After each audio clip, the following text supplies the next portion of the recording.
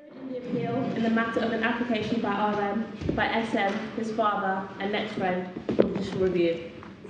Mr. Molina. My lords, my ladies, I appear for the first appellant, the Department of Justice, with my friend Mr. Sands. For the second appellant, the Review Tribunal, with my friend Mr. Corky. I appear for the intervening departments, Ministry of Justice, Department of Health, with my friend Ms. Curran. My learned friend Mr. Macmillan, KC, appears for the patient with Mr. Herity. These two appeals have been drawn together. You should have submissions and cases, bringing the cases together on respect of both of them. And I'll present those cases again together in the interests of economy. It's an appeal against the judgment of the Northern Ireland Court of Appeal, which held that the Review Tribunal and the Northern Ireland High Court had erred in law in concluding that the Review Tribunal should have discharged the patient because they considered he no longer met the conditions for detention in Articles 77 and 78 of the Mental Health Northern Ireland Order 1986. To give you an outline of the submissions I intend to address, I wish to begin with a review of the relevance of Article 5 ECHR to these appeals and the exercise in statutory construction with which we will be involved. I then will look at the relevant provisions of the Mental Health Order, Northern Ireland 1986, and draw the Court's attention to the comparable provisions in the Mental Health Act 1983.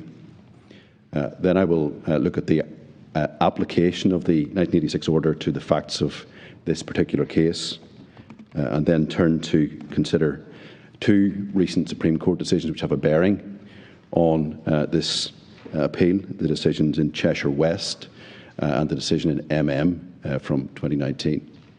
Then I will look at the English and Welsh case law on Section 17 leave and discharge, which the Northern Ireland Court of Appeal decided should not be considered or should not be considered persuasive in the Northern Ireland context. And then finally I will review the Court of Appeal judgment itself. That's an overview of where the submissions will go. I should say we've been given time allocations and I've indicated to my learned friend Mr. Macmillan I probably will not use the entirety of the 4 hours that have been allocated to me. I think the case can be presented more economically than that, and I hope the Court's understanding of that. Firstly, in respect of the Article 5 backdrop to these appeals, consideration of the mental health legislation in the United Kingdom generally is informed by the Strasbourg jurisprudence in Article 5. The current mental health legislation in all of the jurisdictions in the United Kingdom was enacted in amended form in the early 1980s. So in Northern Ireland we have the Mental Health Northern Ireland Order 1986.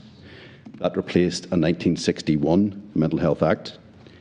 In England, the Mental Health Act 1983 replaced the Mental Health Act 1959. And in Scotland, the Mental Health Act Scotland 1984 replaced earlier 1960 legislation. And that chronology is significant because one can see that in the intervening period between the 1960s, 1950s statutes and the 1980s amending statutes, there were some significant Strasbourg jurisprudence decisions which impacted on the shape of the law as it then emerged. And the submission behind all of that, we say, is that the provisions as they now stand across all the United Kingdom jurisdictions are informed by and have been found to be compliant with Article 5. So the scheme itself is Article 5 compliant. And I'll say a little bit more about how that works in due course. Two important decisions of the Strasbourg Court informed the development of the law at the reforming phase in the early 1980s, and also informs the jurisprudence that has developed since then. And in particular, I'll draw the Court's attention to the decisions in Winterwerp and the Netherlands in 1979, and X in the United Kingdom in 1981. And those decisions address the interplay between Article 5 ECHR and statutes that permitted the detention of patients for assessment and treatment, whether through civil processes or criminal. The court will be familiar with Article 5(1). Two particular subparagraphs are relevant. The court will know Article 5 provides that no one shall be deprived of their liberty, save in an exhaustive list of cases. Sorry, can you give us the bundle Yes. page? For Article 5, it's EF 1031.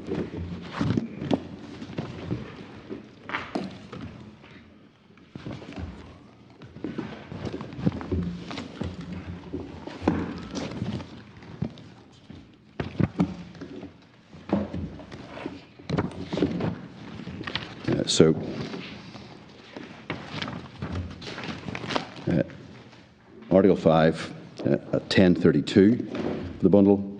Everyone has the right to liberty and security of person. No one shall be deprived of his liberty, save in the following cases, in accordance with the procedure prescribed by law. And 5(1)A is important for our purposes. So one of the cases is the lawful detention of a person after conviction by a competent court.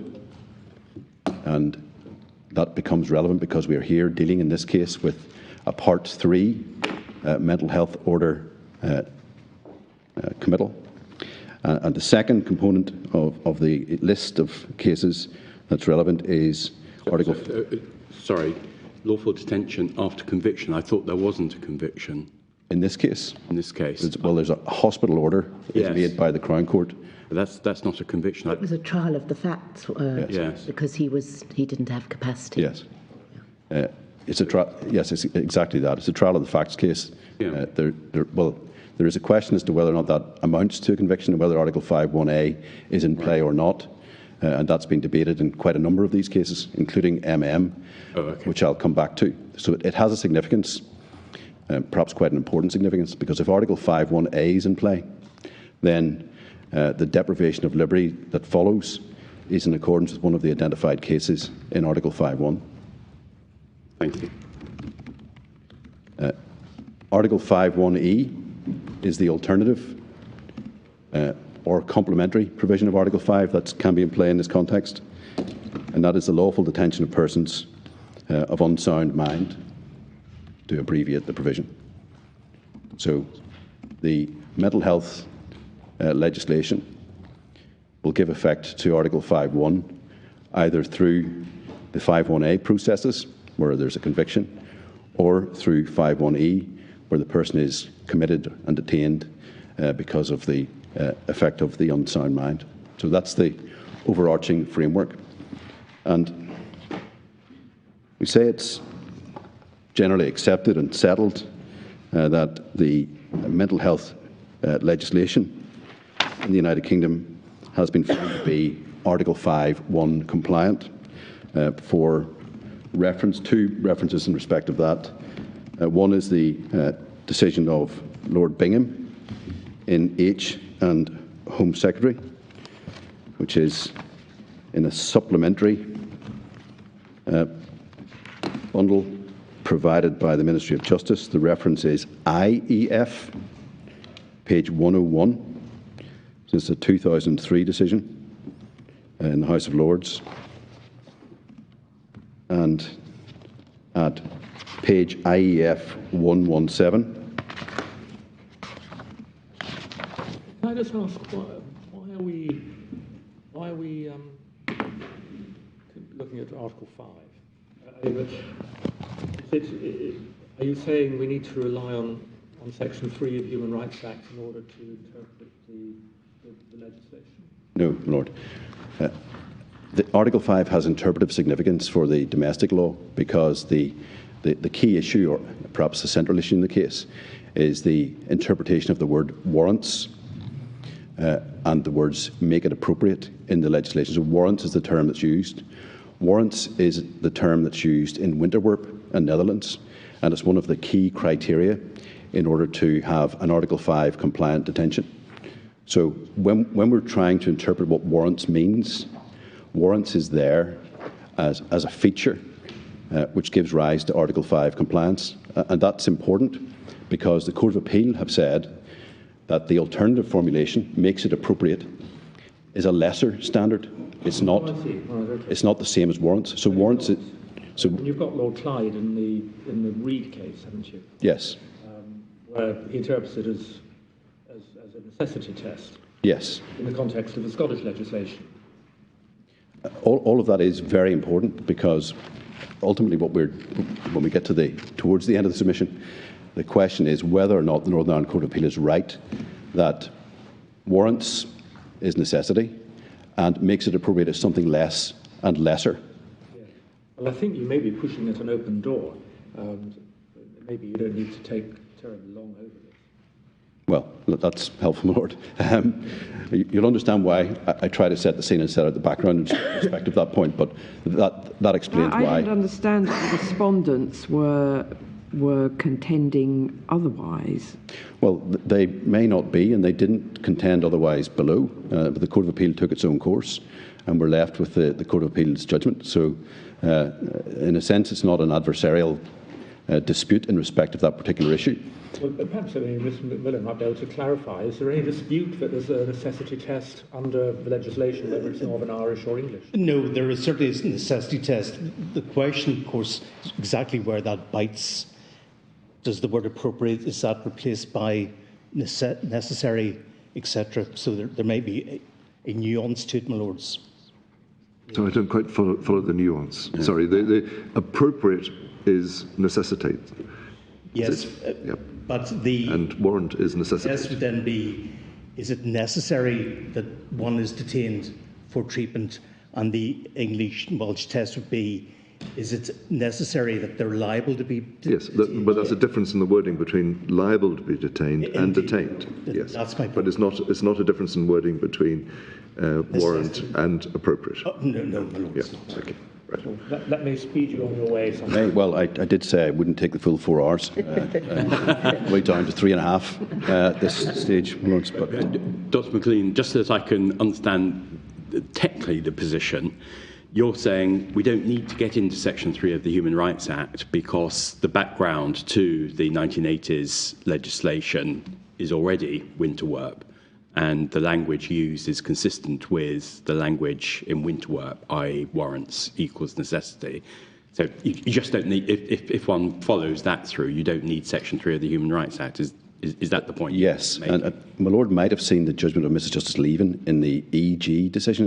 It's tab 4 of the bundle, where she used Section 3 of the Human Rights Act in order to address the problem that arises in these kinds of cases, and she used it to interpret the relevant provisions in the English legislation to ensure that someone who was conditionally discharged could be detained.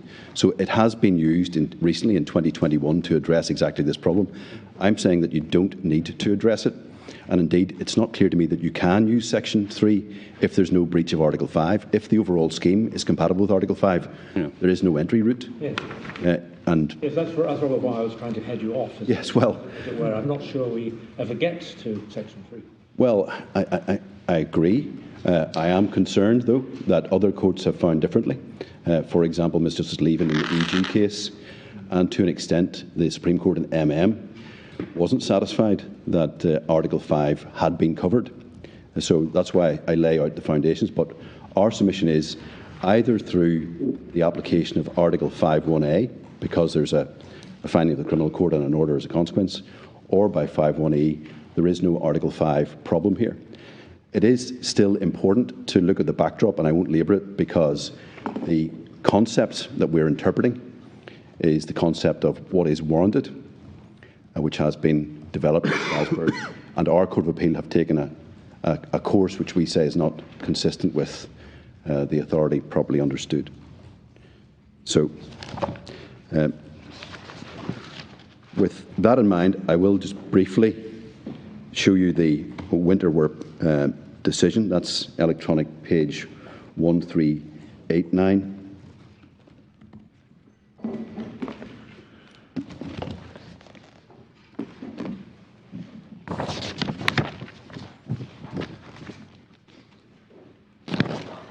Sorry, that's not the right decision.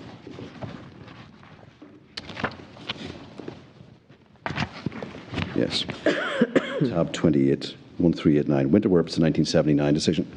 And Winterwerp is of enduring relevance because it contains the 3 criteria which are considered to make detention of a patient suffering from mental disorder lawful.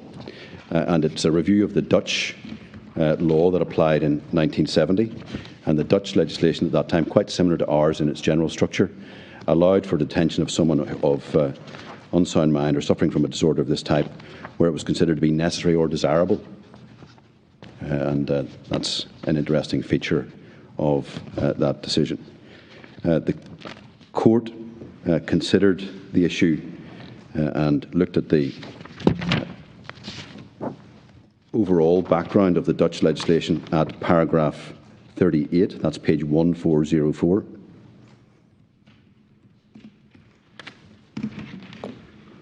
And I won't read that, but you will see there's a potted history, essentially, of the Dutch legislation there, and it allowed for detention provisionally or on a more permanent basis where a doctor had signed a declaration that it was a state of mental illness such that it was desirable or necessary to treat the person in a psychiatric hospital. And that was the statutory scheme under consideration. And the question was whether or not that was compliant with Article 5(1)(e).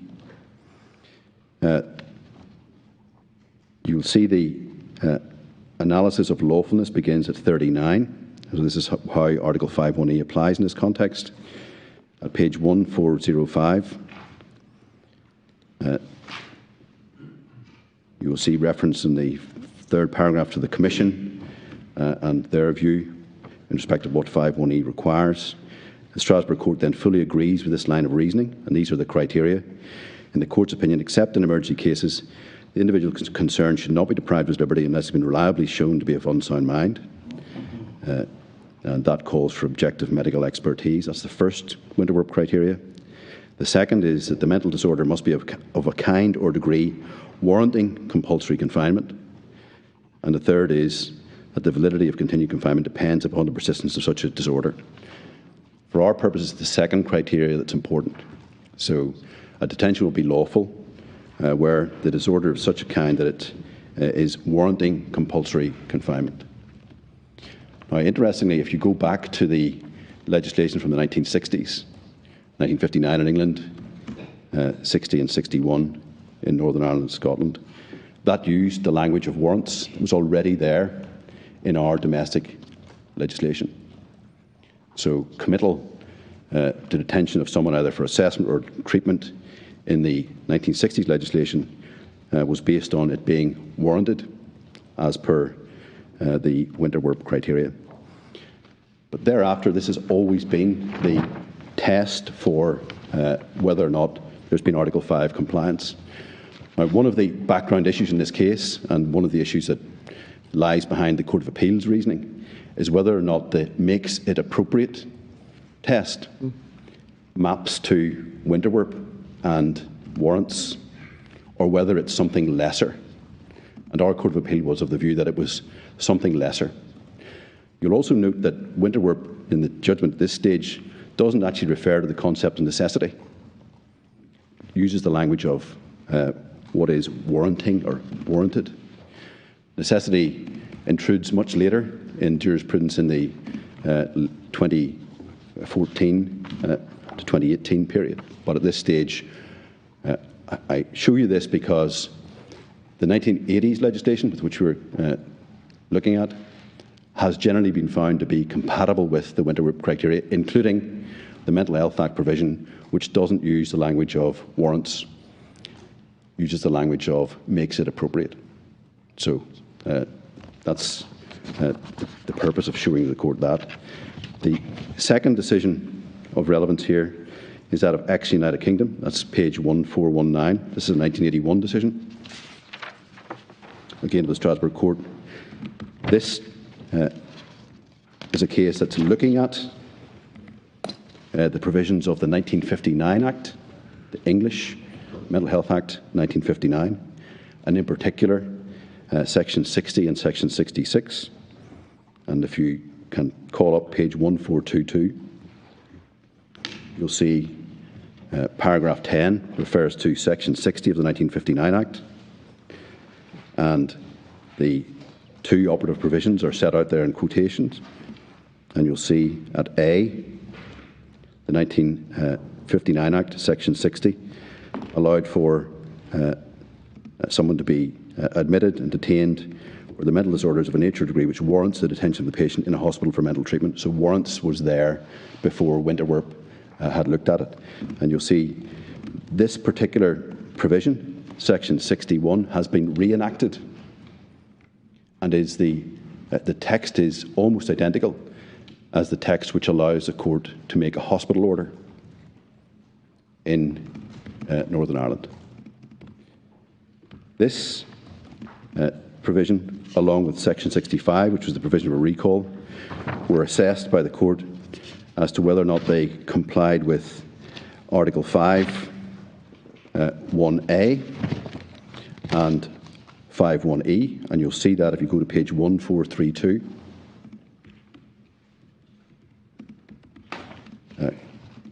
Paragraph 38, under the heading whether Article 5.1a and e were applicable.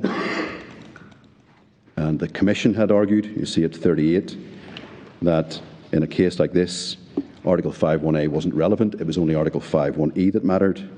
And the court, you'll see at 39, says it was in the full sense of the term a conviction, that is to say a finding of guilt by a competent court, and following and dependent upon that conviction, a lawful detention ordered by the same court.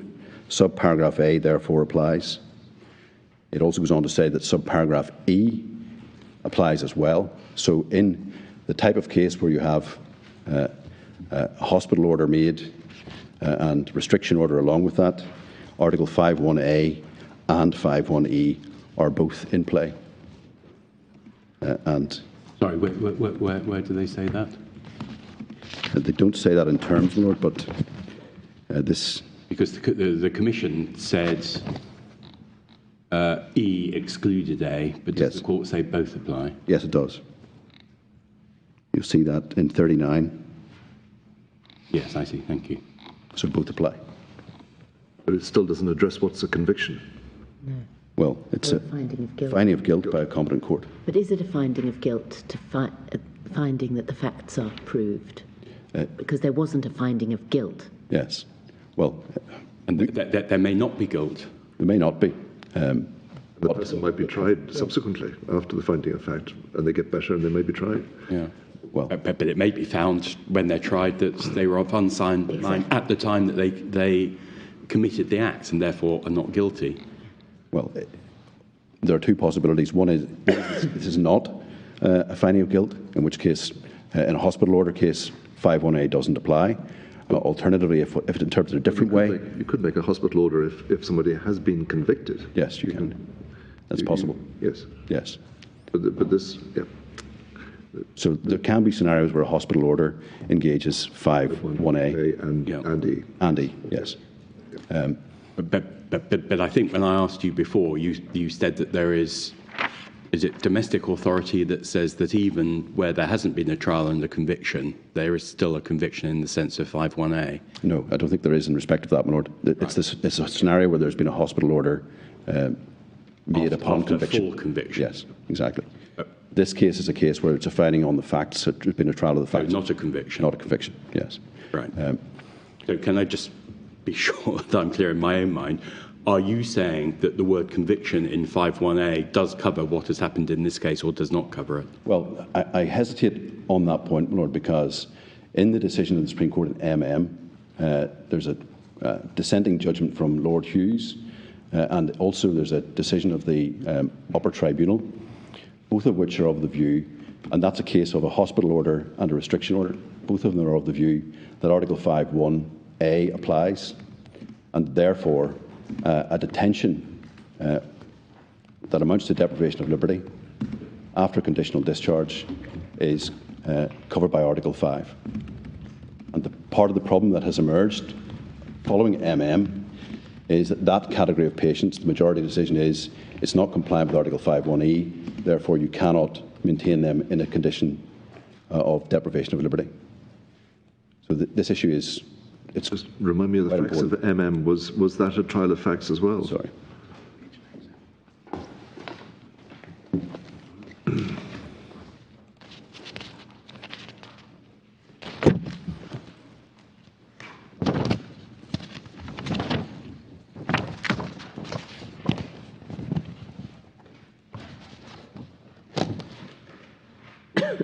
convicted of arson. Yes. I think that's a conviction case. Yeah. Yes, with not a trial of the facts. It's not a completely academic question. Yeah, it may be. I mean, it doesn't really matter whether it's a conviction versus of A, because on any view, the potential of a person of unsound mind under E. No, on one view, it doesn't matter, depending on where we go in the fine-grained interpretation issues that the Court of Appeal got into. On one view, it doesn't matter, and we can approach the case on the basis that it's all 5.1e. Supreme Court's covered the ground in MM. Move on in respect of that. Certainly, we're dealing with this actually that happens in another case at the moment. The whole approach to this is treated as a medical issue. Yeah. I mean, once a person has been identified as a person who is unfit to breathe by reason of insanity, then beyond establishing the facts as to what this person did, it ceases to be a matter of, it's no longer dealt with really as a criminal matter, but as a medical matter. Yes. And these cases, and this case in particular, is a Part 3 case. So it has a criminal context to it, a criminal component to it. It's on foot of an order made by the criminal court.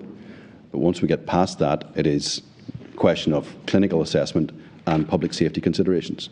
I just want to be clear what position you're adopting. Am I right in thinking you're content for us just to deal with this on the basis of 5.1e? Yes. All right. Because on the facts of this case, Article 5.1a is not engaged in the absence of a conviction. There will be similar cases, not this one, where a hospital order and a restriction order is made and 5.1a is arguably engaged. And that's a problem that emerges from the M decision. It's not critical for the court to resolve it for the purpose of this appeal. But it is a background factor. And that's the distinction and the difference between the minority decision and the majority decision in M, because the minority position was Article 5.1a resolves this. You can conditionally discharge someone into a deprivation of liberty environment because Article 5.1a gives you cover. And the majority said, no, that's not right, because Article 5.1e is in play.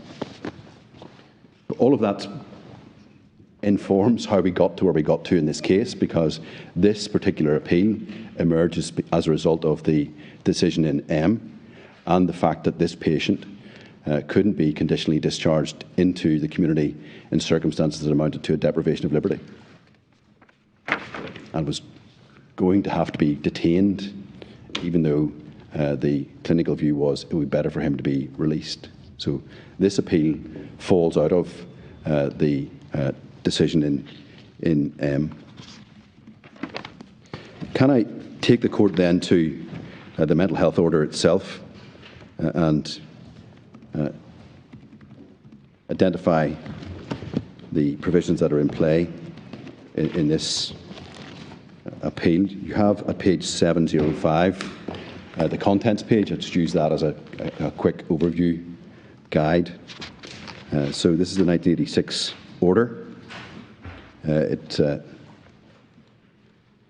is similar to, but not identical to, the Mental Health Act 1983 and the Mental Health Scotland Act 1984.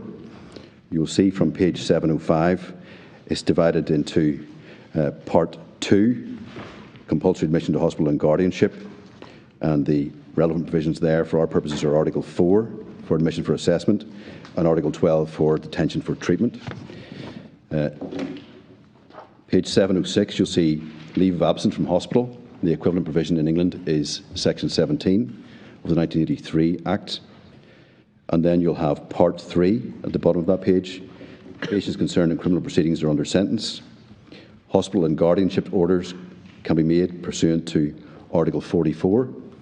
The equivalent there is Section 37 of the Mental Health Act. Restriction orders can be made pursuant to Article 47. That was done in this case. The equivalent provision is Section 41 of the English Act.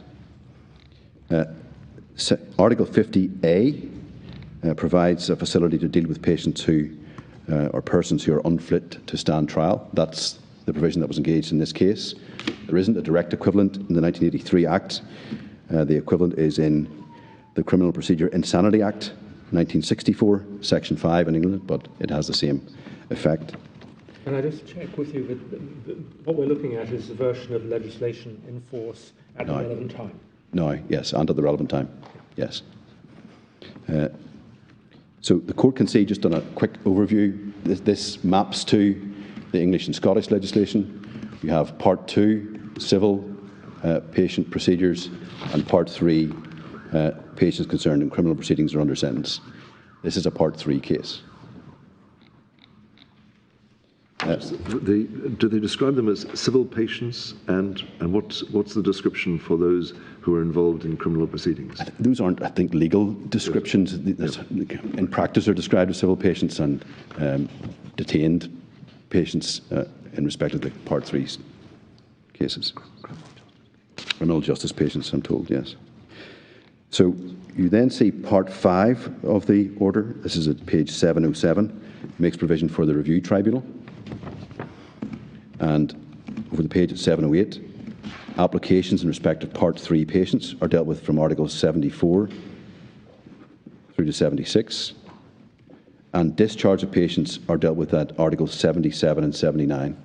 And these are important for our purposes because the comparable provisions here to Articles 77 and 78 are Sections 72 and 73 of the Mental Health Act 1983 in England.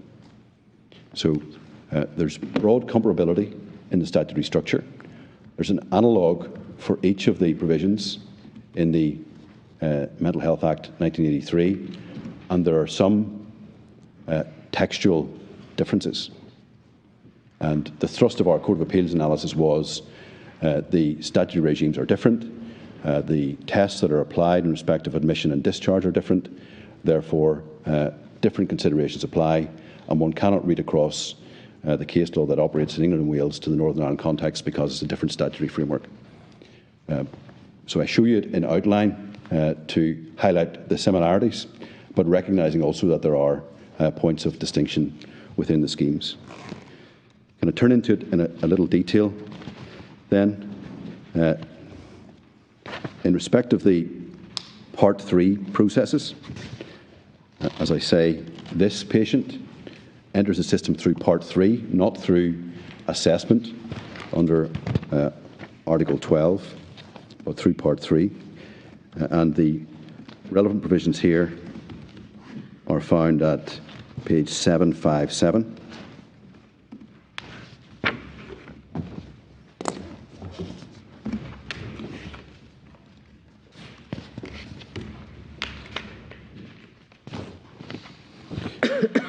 This particular patient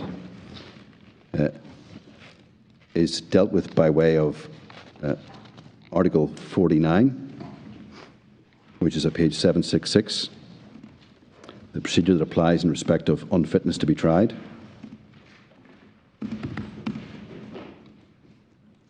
And Article 49A.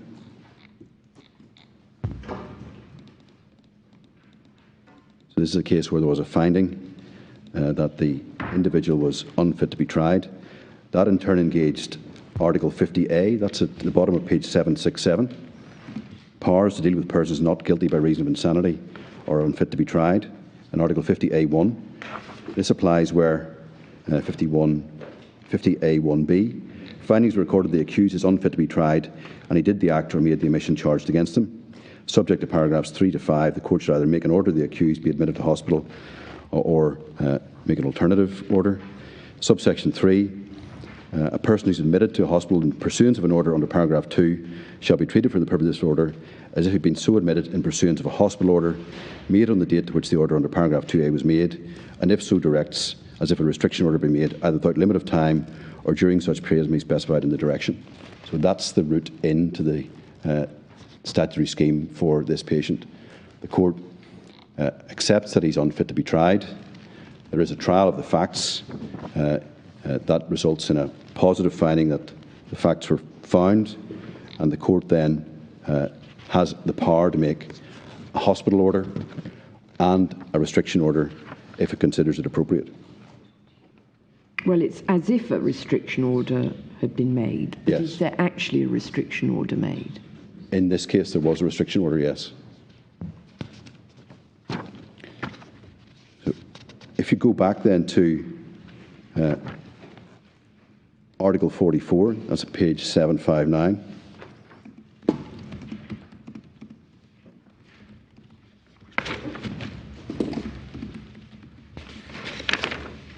This is equivalent to the Section 37 provision in England.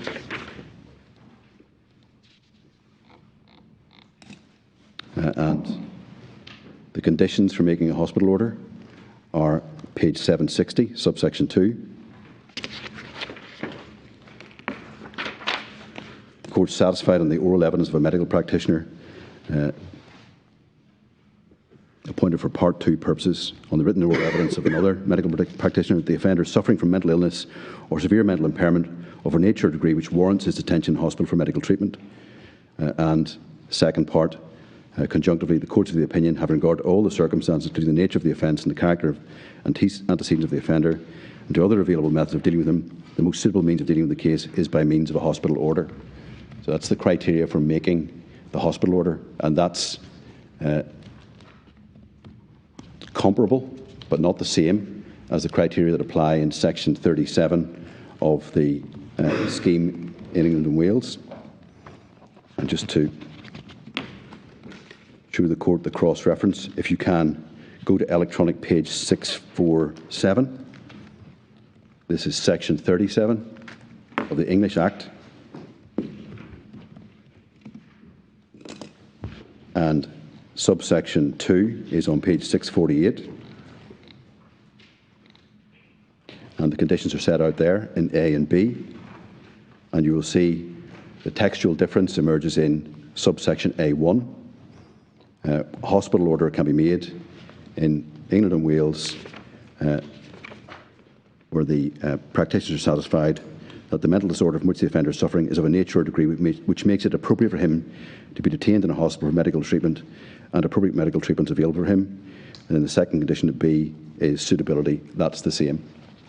So you see the slight divergence between the Northern Ireland scheme and the English scheme again reflects this difference between using the word warrants in Article 44 2A, page 760, and in England using the term makes it appropriate in 37 2A on page 648.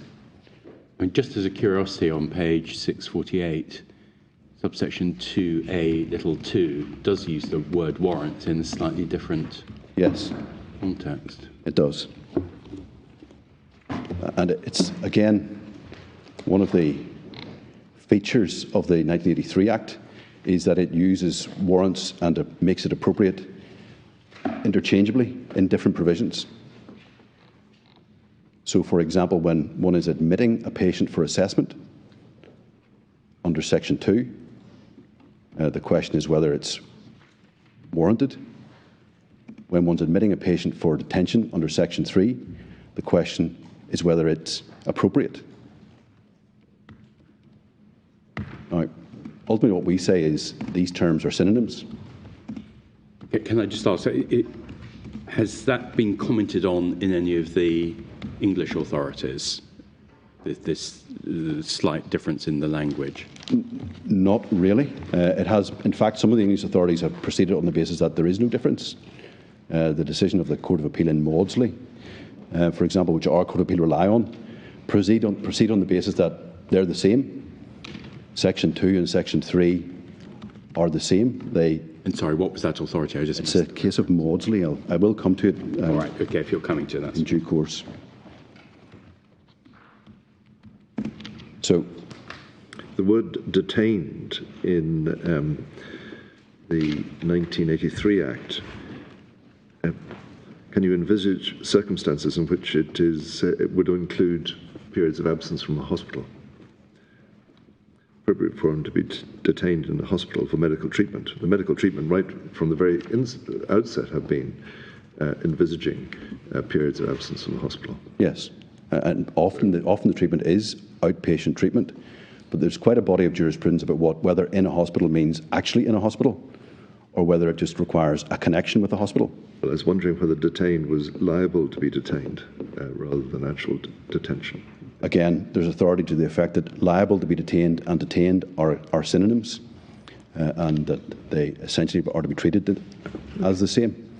And I'll take you to that as well. So those are to be regarded as being the same. But for our purposes, this comparison between 37(2)A and Article 44(2)A identifies the issue, which is that distinction between the use of the word warrants and makes it appropriate for the making of a hospital order.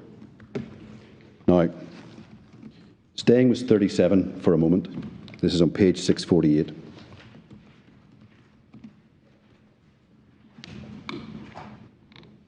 You'll recall at the outset that I took probably too much time with the winter whip criteria.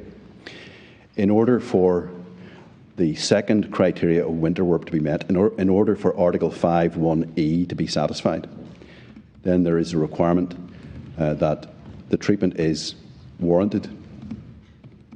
The formulation in 37(2)A is not warranted. It makes it appropriate.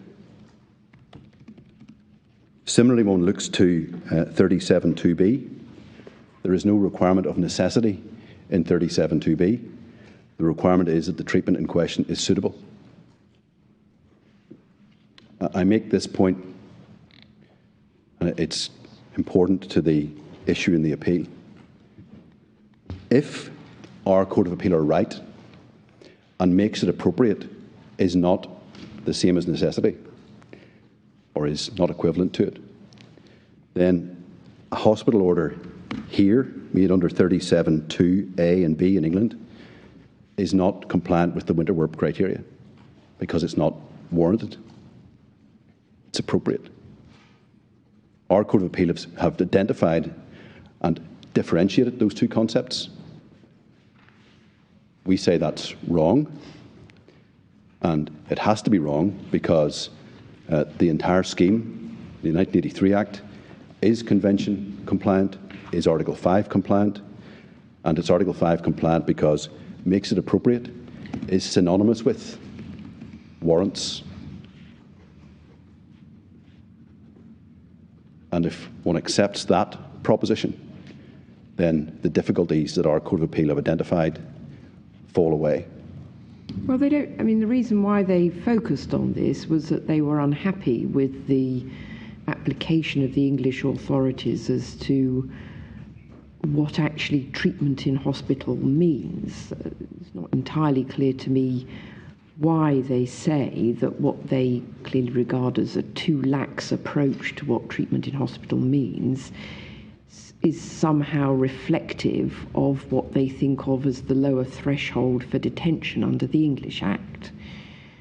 But saying that the tests are the same in the Mental Health Act as in the Mental Health Order doesn't automatically say that the English authorities are correct in how they interpret what counts as treatment in hospital for the purpose of either of those enactments. The lady's right. They may be intrinsically wrong in themselves, but our Court of Appeal have taken the view that they shouldn't be considered because they think that the laxity in that, the flexibility in that, is somehow follows on from the lighter threshold. Yes, from the appropriateness threshold. Now, and our counterpoint to that is that that's not correct and can't be correct, because if it were, then we would have hospital orders being made in England and Wales for decades that were not compliant with the winter work criteria. Now, maybe that's correct. That's an alarming prospect, but I think that's not correct. And the reason it's not correct is because makes it appropriate is synonymous with warrants. One can use a different word. It could be justified or proper, select, but we say there's an equivalence between those concepts. The problem is our Court of Appeal have differentiated them. Yes, yes. And have found that one's higher and one's lower. And we say from that flow the difficulties. Therein lies the error. So I use 37.2. That's the best example because you have there nothing about necessity, save for the requirement in 37.2a1 that it is appropriate. That's the only way in which that provision, we say, can satisfy winter work. And that only works if it is equivalent to the concept of warrants. Now, this is... I see that there's a little footnote 25 that those words were substituted by the Mental Health Act 2007. Yes. The words appropriate medical treatment were substituted. The words makes it appropriate were always there. Oh, okay. So the tail piece, the last section, was added in 2007, which required consideration to be given to what was actually available. Right. But the statute has, since 1983, used the same formula for that. While we have the 1983 Act, well, electronically open in your case, but if you go to page 592, you'll see this is section 2, the admission for assessment procedure.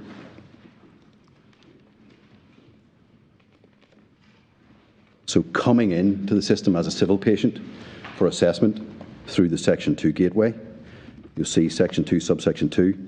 An application for admission for assessment may be made in respect of a patient on the grounds that he is suffering from a mental disorder of a nature or degree which warrants the detention of the patient in hospital for assessment or for assessment followed by medical treatment for at least a limited period, and he ought to be so detained in the interest of his own health or safety or with a view to protection of others. So that's warrants is the test for assessment. And then if you go across to section 3, admission for treatment, page 593, you will see here in 3.2, an application for admission for a treatment may be made in respect of a patient on the grounds that he is suffering from mental disorder of a nature or degree which makes it appropriate for him to receive medical treatment in a hospital. So it makes it appropriate for detention and warrants for assessment. You'll see that the section 3.2 provision also incorporates the concept of necessity at subsection C. It is necessary for the health or safety of the patient or for the protection of other persons that he should receive such treatment. It cannot be provided unless he's attained under this section. And D, appropriate medical treatment is available for him. So here we have appropriateness and necessity in two different provisions. Well, appropriateness and warrant and warrants. Not warrants in this one, my Lord, not in subsection 3.2. Oh, I beg your pardon. No, that's the key point. Just slightly curious that I mean, here we're looking at the same drafter using different formulae. Yes. Well, we've... I mean, can I just check on the drafting of the 1986 order? How would that have been done? Would there be a separate team of drafters for Northern Ireland that are producing? It's a Northern Ireland Order in Council. It's made in Westminster, but it would have been drafted, I believe, by the Northern Ireland Department sponsoring the legislation in Parliamentary Council, instructed by them. Right. But there are very few differences, very few, and almost everything reads across, except for makes it appropriate being introduced in the English Act, which was earlier. Yes. Now, if we trace them back, if you go back to 1959 and 1961, they're the same. Both have warrants. England changes to makes it appropriate, but not for everything, for assessment for treatment, not for assessment for detention, not for assessment for treatment. Yes. Now, is there legal significance to that?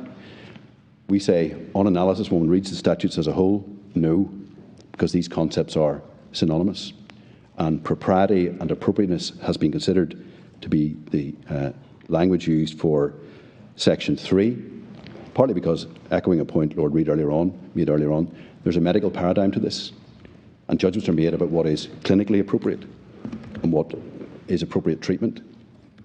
But I mean, just to note the curiosities, I mean, one is that within the 1983 Act, it seems that now you've shown us 3 different formulae for essentially the same concept being used within one statute. Yes. And then it might be said it's a bit of a curiosity when one gets the 1986 order that rather than simply using the 1983 Act as the model, it seems that some sort of choice has been made to retain the use of the word warrants. Yes. I mean, I appreciate you say none of this makes any difference because they all mean the same thing. It's just odd that drafters have used different words if they really mean the same thing.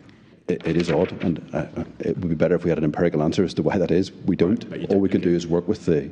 But the other thing I just wanted to check, I think you said that you were going to show us authority that says, in effect, in the English context, these words are synonymous. You're going to take us to that, I'll take you to that in due course. It doesn't quite say that, my Lord. I'm extrapolating from what it does say, but I'll take you to that. Okay, thank you. And in particular, I'll take you to that because the Court of Appeal deal with that and use that authority. But for present purposes, I'm showing you section 2 and 3 and highlighting the use of the term makes it appropriate rather than warrants. And again, you already have the submission that warrants is the term that most faithfully reflects the Strasbourg criteria. And all of this is meant to be Strasbourg compliant. Hence, we say these are synonyms. Now, going back to the Northern Ireland order. So just before leaving page 593, you've got 2 necessity tests in A and C. Because you say appropriate is necessitates. And so. Well, yes, my Lord. We do say that. I'm not sure one really needs to rely on Strasbourg for the proposition that it's inappropriate to detain somebody against his will in a mental hospital unless it's necessary to do so. No, I fully accept that, my Lord. I suppose I'm going back to the Strasbourg jurisprudence in the search for coherence in construction. And I see, obviously, that buttresses the argument, but I think I might be able to get there without Strasbourg's assistance. Quite possibly. I won't labour winter work again, Lord, but I think you have the point in respect of that. Mental health order, 86. I've shown you its opening pages at 705, just to show you the parallels with the assessment provisions. Article... I'm so sorry, can you give me the page number? Sorry, my lady, page 723 Thank you. is the beginning of part 2. Yeah. This is Article 4, which is the equivalent of Section 2 in the English Act. So admitting someone for assessment, 4, subsection 2, an application for assessment may be made in respect of a patient on the grounds that he's suffering from a mental disorder of a nature or degree which warrants his detention in hospital for assessment, and failure to do so would create a substantial likelihood of serious physical harm to himself or to other persons. Section 4.2a is identical to the English section. Article 4.2a is identical to the English section 2a. Both use warrants. There is a difference in 2b, which the Court of Appeal considered to be irrelevant to all of this, and that is the public safety test is higher.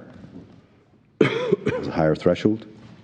So it's not just risk of harm, it's a substantial likelihood of serious physical harm to himself or other persons. For our purposes, that's not relevant. We're looking at the first limb. So one has uniformity in respect of admission for assessment as between England and Wales and Northern Ireland, Section 2 and Article 4. The equivalent of Section 3 of the English legislation is Article 12, which you'll find at page 731.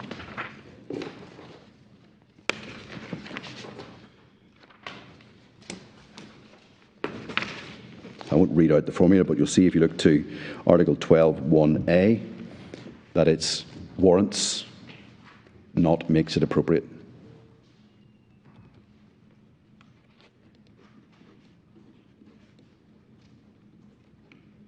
And then there's a conjunctive requirement of risk of harm to others. So there is, accept a difference between those provisions. You have the general submission that it's a distinction without a difference because these are synonymous. Court of Appeal in Northern Ireland focused very much on this provision and on that, the difference between Section 3, 83 Act and Article 12. Of course, strictly, this is not relevant to the case because he wasn't admitted as a Part 2 case. He was admitted under a hospital order in Part 3. So the Court of Appeal focus on these provisions, but they're not strictly on point. In using the word warrant in the various provisions we've looked at in the order, was it simply reenacting what had been in the previous order? It mirrors the 1961 Northern Ireland Act. So it's the English legislation that changes. Yes. And did the English legislation follow a Law Commission report or something of that kind? There was a report, I think the Percy Commission report. I think some of our team have looked at that and it's not informative as to why the different test was used. Well, there's nothing in the report to indicate that a change in substance was intended. No, not that I've been able to find. Could you possibly give us, at some point, helpful if we had the details of that report? Yes. And do we have the previous legislation in the bundle already, or can that be provided as well? I had the 61 Act we have available electronically, I think.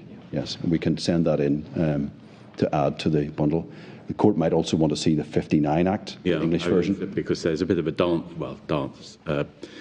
transposition going on. Yep. It seems that the starting point of the, if you like, the modern legislation is the 1959 Act, English Act.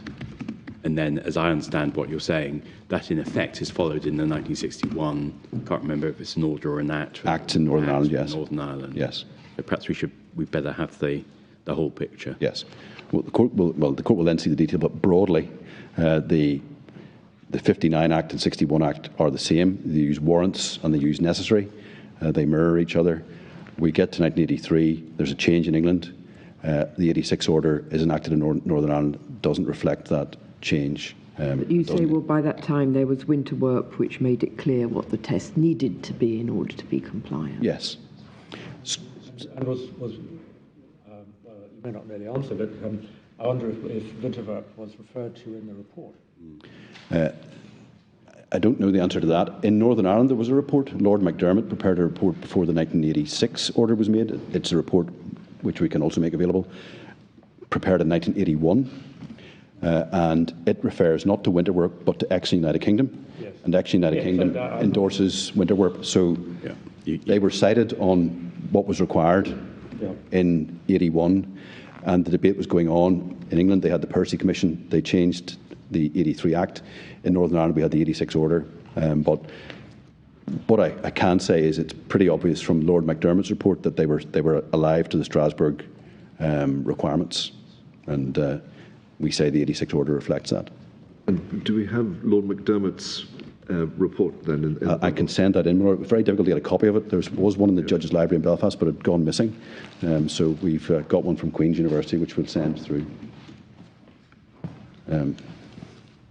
I'm just, sorry, looking at the difference of text of Section 3 of the 83 Act and Article 12. I mean, in a sense, Section 3.2 sort of disaggregates things which are dealt with together in Article 12.1a. Yes. Because Section 3.2a, first of all, looks to see, well, is medical treatment the appropriate thing that is required for this person? And then C, after you say, yes, that this person needs medical treatment, you ask the question, and to give that to them, do they need to be detained? Yeah. Whereas Article 12.1a sort of compresses those two things into one formula. Yes. And on one view, 32A, I don't say it's more demanding, but requires more in the sense of what has to be considered in answering the question. So whether it's proper or appropriate for him to receive the treatment, is the treatment available in a hospital? That disaggregates the questions, but they're all encompassed in 12.1a anyway. We said it doesn't add anything of substance. But, as also was pointing out, 32C is very important. Yes. That's where one finds an explicit test of necessity. Yes. And both in the first part, it's necessary that he receive a treatment, and it cannot be provided unless it's detained. Yes. Absolutely. But to take a point slightly against the grain on that, in 12.1a, Article 12.1a in Northern Ireland, page 731, you don't have necessary in the second limb. So no, but the word warrants is exactly doing in effect both things. Yes. That you're getting done under subparagraphs A and C in the English legislation. Yes. That's our submission essentially is warrants does the work. Warrants is what gets you to necessity. That incorporates it for both. Again, that's why we say there's an equivalence between 3.2a and 12.1a. Well, it's not just 3.2a, it's 3.2a and c together with Article 12.1a. Yes. Sorry, 12.1a. Respectfully agree with that, Lord. So I've shown you those provisions, but they're not the provisions that were in play for this particular patient because he doesn't come in through that route. I've shown you that he does come in through... Well, it also brings into account D as well, 3.2d, because you wouldn't be detaining somebody for medical treatment if the medical treatment wasn't available for them. Yes. The Northern Ireland scheme operates slightly differently in that 12 requires you to engage with the hospital trusts, so they've got to be put on notice, and you would expect that the question of whether or not treatment's available is something that's informed by the trusts. So you get to the same outcome by a slightly different mechanism in Article 12 of the 86 order.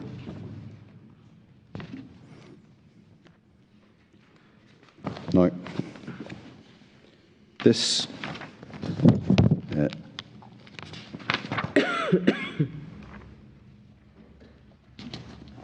the provisions that are giving rise to the controversy in this case aren't the entry provisions, they are the exiting or discharge provisions. So it's not about how you get in, it is about how you get out. And again, broadly, in these types of statutory schemes, there is a mirror image. So to get back out of the system, you must disconnect the criteria that allowed for your admission in the first place. That's generally true. And then we can see the detail of how that actually works. So if we, again, to take you back to the Mental Health Order 1986 and go to Part 5 of that, which begins at page 780. Sorry, 778.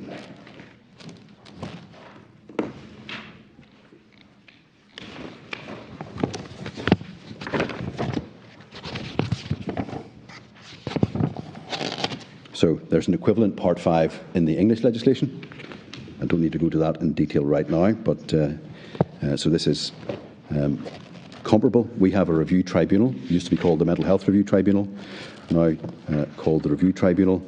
It deals with Part 2 and Part 3 cases, as in England and Wales, and the operative provisions begin at 74. This is page 780.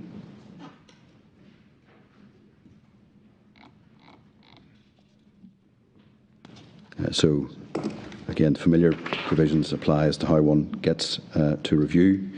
Discharge is dealt with in Articles 77 and 78, and these are broadly equivalent to Sections 72 and 73 of the Mental Health Act 1983. So, looking at 77, you'll see the subheading says power to discharge patients other than restricted patients. But the It does, in fact, apply to restricted patients. You'll see at the bottom of 77, subsection 5, it doesn't apply in respect of restricted patients, save as provided in Article 78 and 79. So there is a way back in for restricted patients, so one has to read 77 and 78 together. That's also the case in England and Wales. You have to read Section 72 and 73 together to determine whether a restricted patient should be discharged. So broad equivalence in the structure. Then the detail. Going back to Article 77, page 781, where application is made to the review tribunal by or in respect of a patient who is liable to be detained under this order.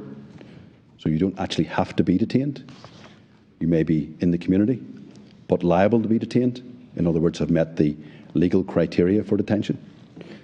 The tribunal may in any case direct the patient be discharged, and mandatory obligation shall so direct if certain criteria are no longer satisfied. So A, if the tribunal is not satisfied that he's then suffering from mental illness or severe mental impairment, or for either of those forms of mental disorder of a nature or degree which warrants his detention in hospital for medical treatment. So that's warrants again. Warrants on the way in through Article 12. Warrants in the making of a hospital order. I've shown you 44, subsection 2. And then on discharge, the question again is whether or not it's warranted. Then there's a disjunctive condition. So that's the therapeutic condition in 77(1)(a). Disjunctively, there is a public safety or personal safety condition at 77(1)(b). So the tribunal is not satisfied. Discharge would create a substantial likelihood of serious physical harm to himself or to other persons. So that's the general discharge power for patients other than restricted. So this applies to Part 2 civil patients and also to Part 3 hospital order, restriction order patients. And you see how that operates if you go to Article 78. But it is, the application in this case was made under Article 78. It's just that the terms of Article 78 incorporate some of the language of Articles, but they are freestanding provisions, I thought, and yes, mutually exclusive. Well, Article 78 points back to the two criteria that apply in 77(1)(a) and (b). Yes, but it's incorporating them by reference. Yes, it is. But into Article 78. Yes, and that's the same. I'll show you in a moment how it works in the 83 Act.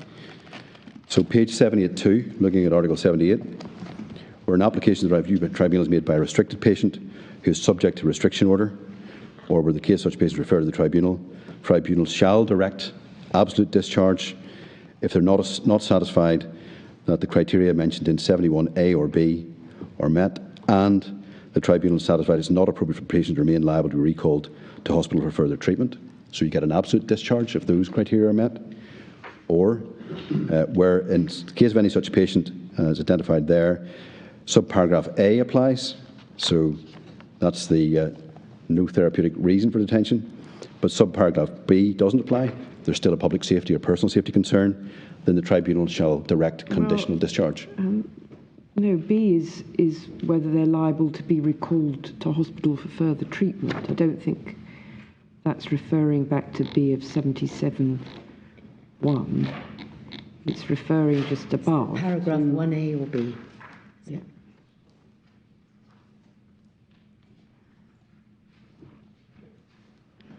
Yes, the paragraph is referring back to paragraph 1A and B of Article 77. So it's back to that.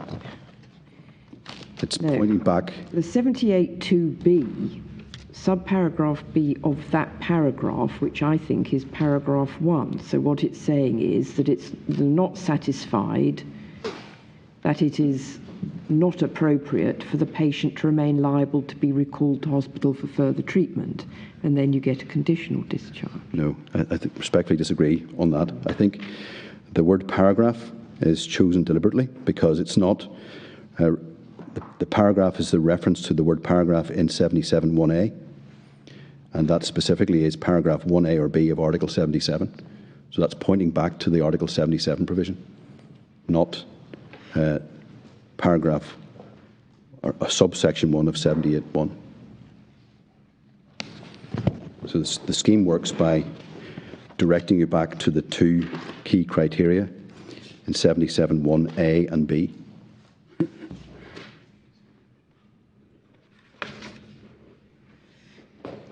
that right?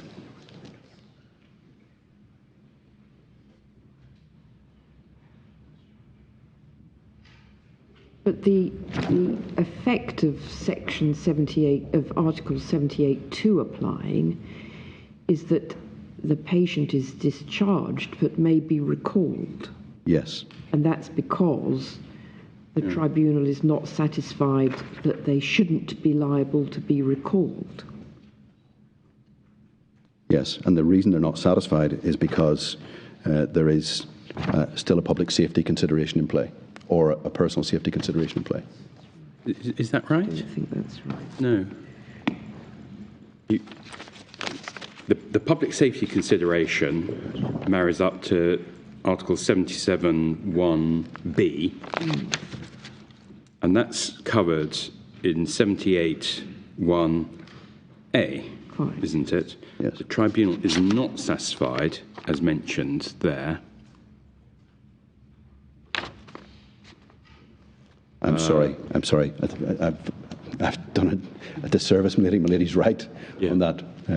That's the correct analysis. Yes, because you're not going to be conditionally discharging somebody if there's a substantial risk of physical harm to them or somebody else. Yeah. That's the very purpose of it. So where there's a risk of harm, then the conditional... You're not into discharge at all. Well, you may be, exactly, that's right. You can get a conditional discharge where there's an issue in respect of... You can get... Can you not? Yeah, you can. You still, in order to give a conditional discharge, you still have to be not satisfied. It's difficult because of the negatives piled on each other. It's not appropriate. Yes. So I think in order to get into conditional discharge territory, they still have to be not satisfied that he needs medical treatment in hospital, and also not satisfied that there's a serious risk. The only difference is whether he should remain liable to be recalled to hospital for further treatment or not. I'm putting it positively, where you think it is appropriate for the patient to remain liable to be recalled to hospital for further treatment,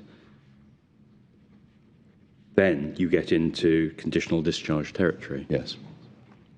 And that's the whole purpose of it, too. Yeah. Because if you're not satisfied that, if you don't think that they need treatment, you don't think they're a risk to the public, and you don't think there's a general reason why they should remain liable to be recalled to hospital for further treatment, Absolutely. they're completely free and they ought to be discharged. Yes. Where you have those concerns in respect of safety. And they must be discharged, yes. Yes. Subject to that, it's a case for conditional discharge. Now, I'll show you the English scheme and how that works in a second. But I mean, just looking at that, though, I mean, on 78.1b, that's clearly doing some sort of work different from paragraph 77.1a and b. So the difference seems to be almost the sort of time period in which you're looking at it. If you think now, looking at the patient now, they don't represent a substantial likelihood of serious physical harm to himself or other persons, looking at 77.1b. So you can tick that box, and you're not satisfied that he's suffering from mental illness which warrants his detention in hospital for medical treatment, so you tick that box. Those are looking at things as they apply now, the tribunal applying the test looking at the patient now. But there's still something that they have to ask themselves under 78.1b, which is, even though they seem to be fine now, might there be a change of circumstances in the future which makes it appropriate that they remain liable to be recalled to hospital for further treatment. Is that not the way it fits together? Yes, it is. And the reason is that additional element is because here we're dealing with restricted patients. Yes. Yeah. And if you go back and look at the entry conditions or the conditions to make a restriction order, this mirrors that aspect of it. So the restricted order patients are essentially like prisoners on licence. There's a public protection licence in play. It's been determined that there's a need for that. I mean, it's a slightly crude way of putting it, no doubt, but in a sense, because they've been through a criminal process, they haven't been convicted, but they've been through a process which has assessed beyond reasonable doubt that they've committed certain acts which are almost by definition dangerous or publicly dangerous acts because they're criminal. They're the actus reus of criminal offences. That seems to justify being particularly cautious about ensuring that if circumstances change in the future, they ought to be capable of being, in effect, brought back into detention for treatment very quickly. Yes, and that makes sense as well because some of them will be convicted. So this case is a fit. Certainly.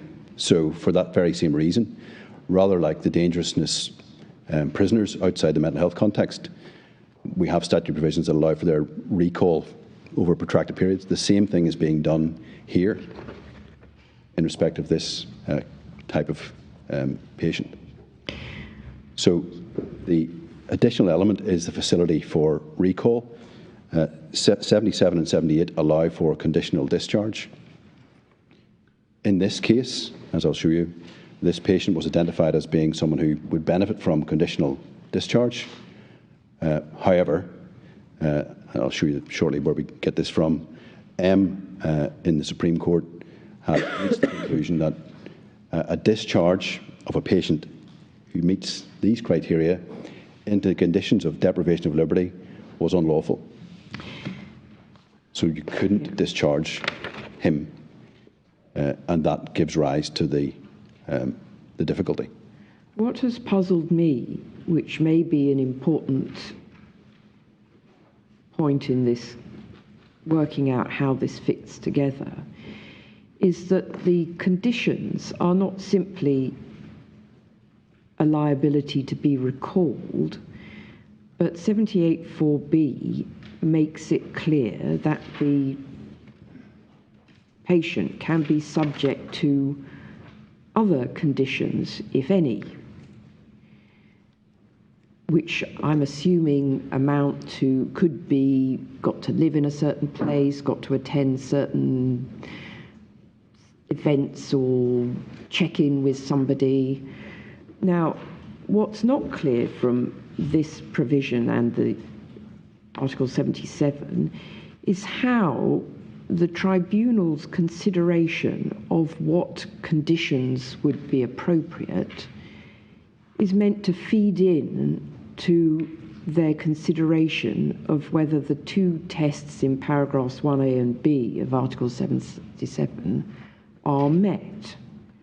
So is it legitimate for a tribunal to say, well, bearing in mind that we can impose these conditions on the patient and that we assess that he's likely to comply with them and we can recall him if he doesn't, that is the reason why we can be satisfied that he no longer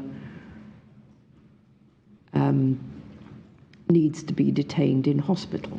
So we can be satisfied, or we can conclude that we are not satisfied, as mentioned in paragraph 1A of Article 77, because we can impose those conditions. Now, if that's how it's supposed to work, I'm not expecting to answer this just now, but just to flag this up. If that's how the potential for conditions to be imposed feeds back into the application of the Article 77(1)(a) test, is that helpful in working out also how Article 15 leave is supposed to be taken into account in deciding whether someone's liable to be detained, given that these are all assessments of what's likely to happen in the future? And the assessment of what's likely to be happen in the future, one would have thought perhaps, would be informed by what kinds of conditions can be imposed. Yes, and the Article 15 leave mechanism is certainly the second choice in this arena, because the first choice would generally be use conditions for the discharge, and those conditions can be public safety orientated in terms of physical location, type of detention, whether someone's escorted or locked up, or they may have a therapeutic dimension, adhere to a particular care plan. The Article 15 leave is a slightly blunter tool. Yes, but just looking, because as regards the Article 15 leave, one of the things the Court of Appeal said was you can't take that into account when you're deciding whether the test is met. But if I'm right here, that it looks as if you should be able to take into account when applying Article 77(1)(a), you should take into account the conditions that you can attach on the person being conditionally discharged. That may suggest that it's a more holistic approach that's supposed to be taken to the application of or the decision by the tribunal as to whether they are or are not satisfied as per Article 77(1)(a). This case is a useful illustration of the point, because in this case, this patient had not been conditionally discharged. He hadn't been tested in the community at all. He remained detained at the point of the tribunal decision on this issue. So they were forecasting prospectively. How will this work if this person is released into the community on a conditional discharge? And then when conditional discharge wasn't available because of they forecast how will this work whenever Article 15 leave is used in a certain way. And we say that was entirely the correct thing for the tribunal to do. And it's a useful illustration because it is all prospective in this case. Some of the case, though, that we consider is actually retrospective. So we're looking back at what happened. Someone's been released for a period of years. We're now looking at review or recall. But in this one, this is exactly what the tribunal is using the statutory provisions that are available to them now in exactly the right way. I mean, since it is a question of risk management looking forward, and if one looks at the test in 77(1)(b), I mean, of substantial likelihood of serious physical harm, I mean, that's a forward-looking risk assessment. Isn't it a bit of a spectrum, in fact, that you may become more satisfied that the risk is lowered to the requisite level after you've had opportunities of testing people in the community and so on? So one might think that actually the model is full detention if the risk is very high, gradual testing under Article 15 of partial releases, but while someone is still in detention in the relevant sense, moving towards the possible satisfying of the test in Article 78 in 78(2)(a). In other words, it seems that the prospective risk in terms of threat to the public has come down sufficiently as it stands now, but still looking to the possibility it might revive in future, which is why 78(2)(b) does not apply.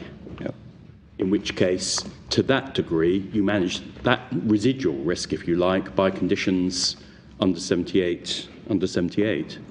Yes, and then the extreme end of the spectrum is the absolute discharge. Yes, it's quite. So, but that suggests that if one looks at it in that way, Article 15 is a relevant consideration, and indeed ought to be considered as a way of testing what the risk is before you get on to even conditional discharge under 78.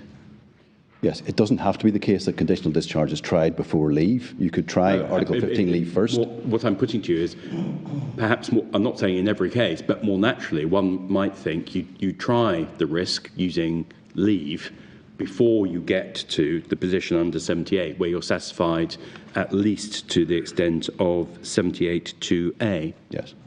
And again, conceptually, that's unsurprising in a sense. That's exactly the model we use in the criminal justice context for prisoners. We test them on unaccompanied leaves, we test them on temporary release, and after that we might release them conditionally on licence. The scenario we have now, in light of the decision, is that we've lost from the toolbox the conditional discharge facility, where it would amount to a deprivation of liberty.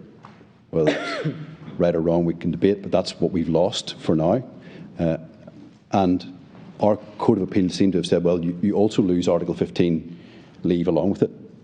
We say that's actually a counterintuitive conclusion, because all the more reason for Article 15 leave or Section 17 leave to be used now that we've lost conditional discharge from the toolbox. And of course, the Ministry of Justice's interest in this case is that they've plugged the gap to an extent by introducing guidance to say you should use Section 17 leave in these sorts of cases because you've lost that facility. And then on top of that, they have attempted to bring legislation before this Parliament to provide for supervised discharge to address the decision. Now, it looks like that bill will not be progressed in this Parliament. But my understanding of Article 77 is that when you have a hearing before a mental health review tribunal for what we shall call civil patients, the care plan in the community is actually made available to the tribunal so that they can consider the risks against the various criteria A and B. And indeed, I had a case in Northern Ireland, it must have been about 2007, 2008, where the relevant authorities had not prepared their care plan. The tribunal decided to discharge the patient, but then wanted to detain him in hospital whilst they set about setting in place the care plan. And he said, no, I want to walk out straight away. Thank you very much indeed. And so my understanding is that you do have a care plan, and so that it would be appropriate to not only consider what arrangements were being made in the community, but also Article 15 assessments. Yes, I respectfully agree with that, and that's what happened in this case, and that's what should happen, because the Mental Health Review Tribunal is a specialist tribunal, not composed solely of lawyers, with people who can read care plans and understand all of these factors and weigh them accordingly. So that, again, we say is exactly what should happen. But the Court of Appeal, through their construction exercise, have come to the conclusion that's an inappropriate exercise. Can I just, I'm sorry for taking you back to 77. 77, there is an obligation to direct discharge if either A or B exists. Is that right? Yes, that's correct. So, and the same applies in 78(1)A. It's A or B. So if you have somebody who is no longer suffering from a mental disorder, but is still going to be a substantial likelihood of serious physical harm to herself or to other persons, you still have an obligation to discharge.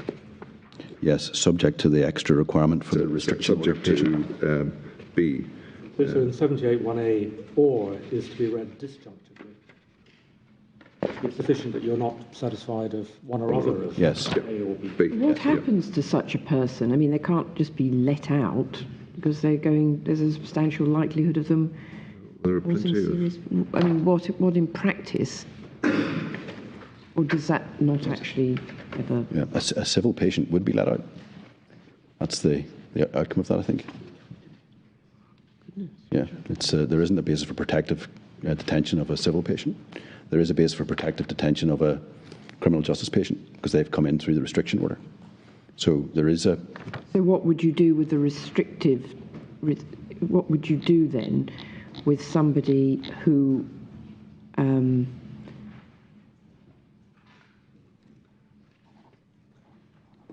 made an application under Article 78 and the tribunal concluded that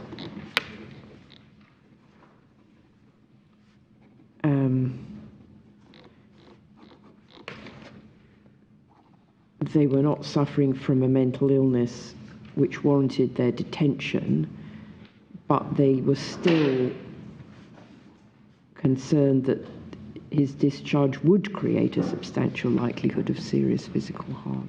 I'm not quite sure whether the disjunctive in 78(1)A works in the same way as it does in 77. I mean, it can't be the case that such a person would be, well, maybe it is.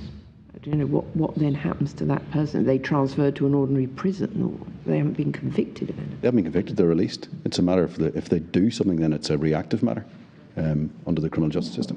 But isn't that what's swept up by 78(1)B? Yes, the recall licence. So, I have to say, the way I was reading it, I'll need to think about it a little bit more because the drafting's not completely clear, is that 78(1)A mirrors the, in effect, obligation to release in 77(1), which is you have to release if they don't have a mental disorder. You also have to release if they don't represent a public threat at the relevant level. If either of those things are true, you have to release if you're a civil patient. And if you're dealing with a Part 3 patient, one can see that there's sense in, to that extent, mirroring what happens to a Part 2 civil patient. But because there is the background that they either have been convicted of an offence or have been found to have committed, the actus reus of an offence, there is the additional provision that the tribunal has to be satisfied not appropriate for the patient to remain liable to be recalled. And if they're not so satisfied, in other words, that there is a risk that the conditions in A and A and B in particular in 77 might at some point in the future no longer be satisfied, that there has to be the scope, to impose conditions on the patient to guard against that possible risk in the future.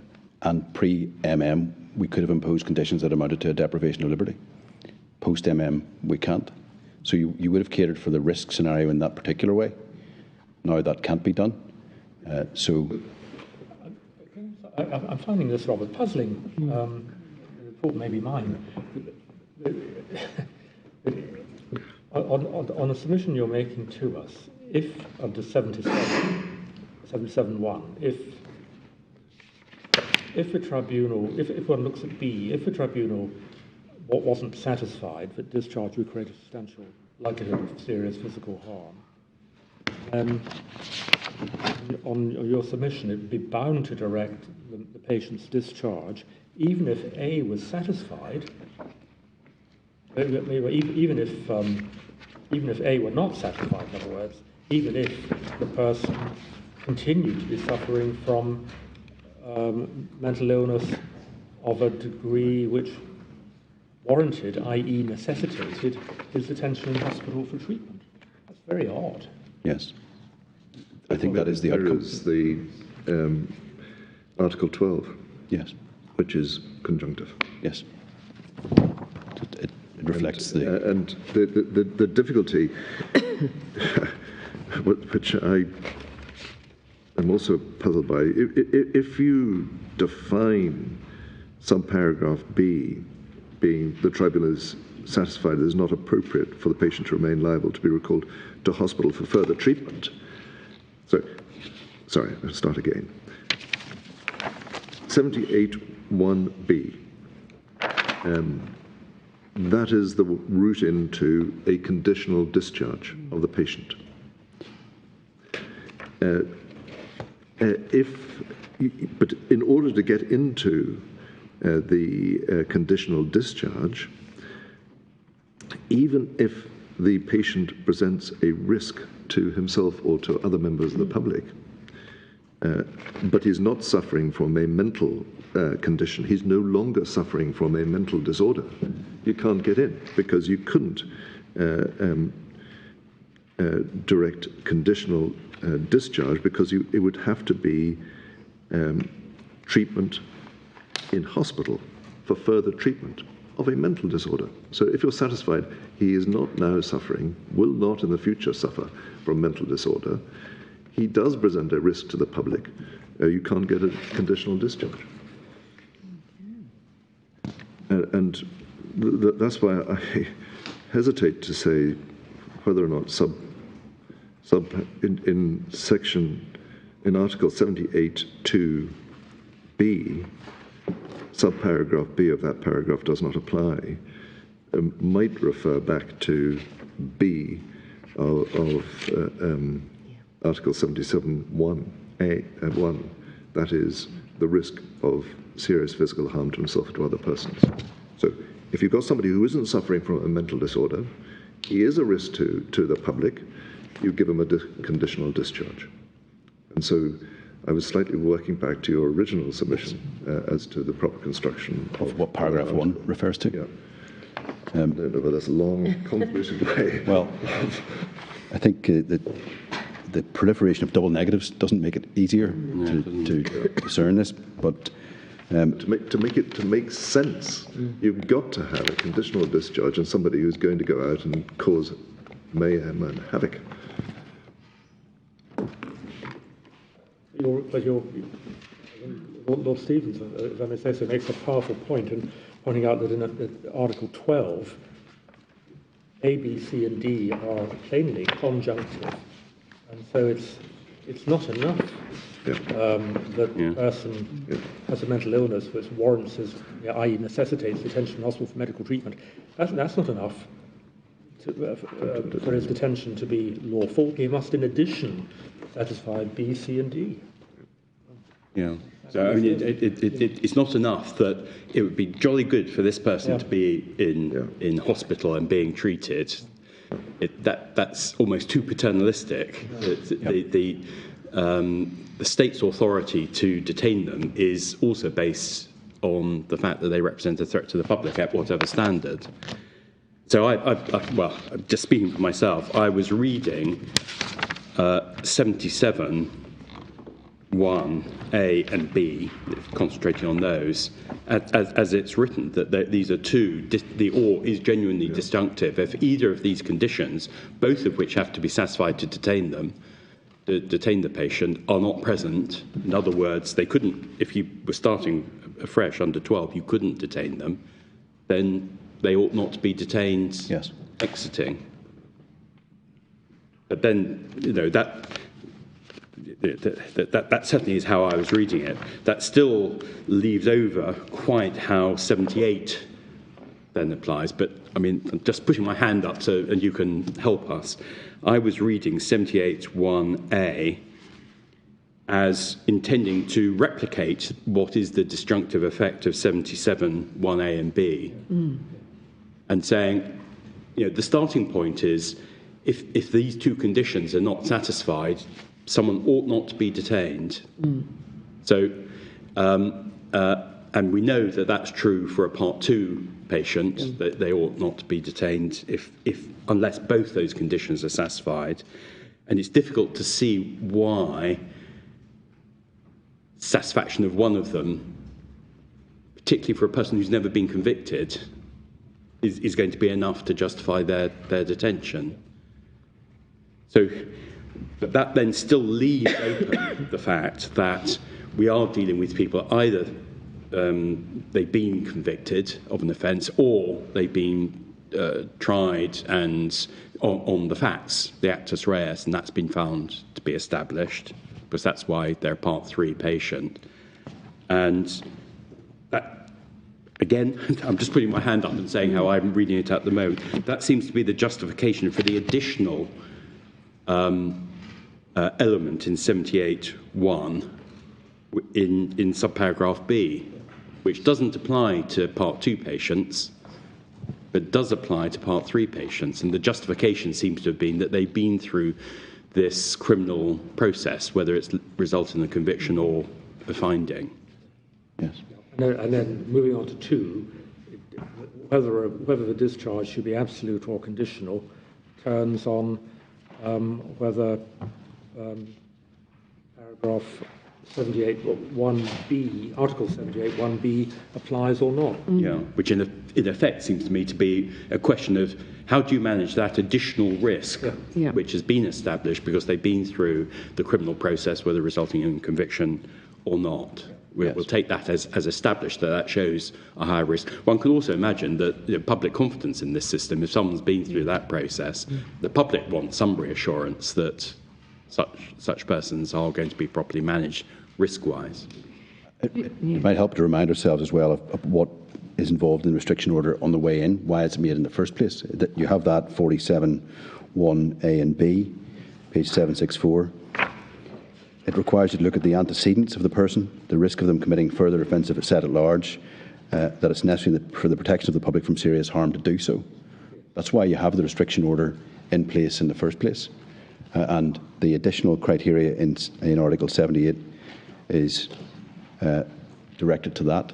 But if paragraph 78(1)(b) is the route into conditional discharge, which is the route into putting in protections for the public, that would not apply if the person was no longer suffering from a medical disorder.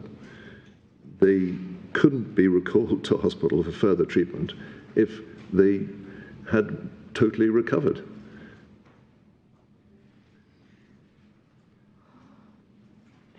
You would not have any protection for the public in relation to dangerous individuals. Well, I'm as against that. In 77(1)(a), there's an important word, which is then. The tribunal is not satisfied that he is then suffering from mental illness. Yes. But clearly, there may be the possibility of a relapse in the future. Yep. Well, and that possibility would be addressed by the possibility of liability to be recalled for further treatment. I think just to pitch in, since we're debating this, I mean, if someone recovers, they can be tried. Let's take an unfit to plead the first time around. They're now fit to plead. They can be tried and punished in the usual way. Or if they were convicted, they could be resentenced. Or what happens? Or is there a sentence already which would be reactivated? They're convicted, they're sentenced already. Their sentence would just be reactivated. They'd be remitted to prison to serve that sentence. Well, it depends if the extent to which they've got responsibility. If there's no responsibility, then there's no sentence. It's just a hospital order, isn't it? Yes. Yeah, that's why I was drawing the distinction between actual conviction, where... But even if there's a conviction, the conviction may be in place and they had capacity to be tried, but their responsibility is so diminished that the court decides a hospital order only should be made without any prison sentence attached. Oh, I see. Yes. Do you have in Northern Ireland, and in England for that matter, hospital directions? Which is where you're sentenced to a term of imprisonment with a direction that you be treated in hospital and then once you've been adequately treated, return to prison to serve the remainder of the sentence. You can Yes, there is that provision of that. But this still does not exclude the case where the sentencing judge, after a conviction, imposes a hospital order, and that alone. Yes. If it's a hospital order alone, then your Article 77 is the applicable provision. Yes. It's only we only get into the extra layer if you have the restriction order in place. No, sorry. 78. When I meant a hospital order alone, I meant a hospital order without any prison sentence at all. A hospital order with a restriction, and then the patient recovers, and they do. Yes. Some of them do.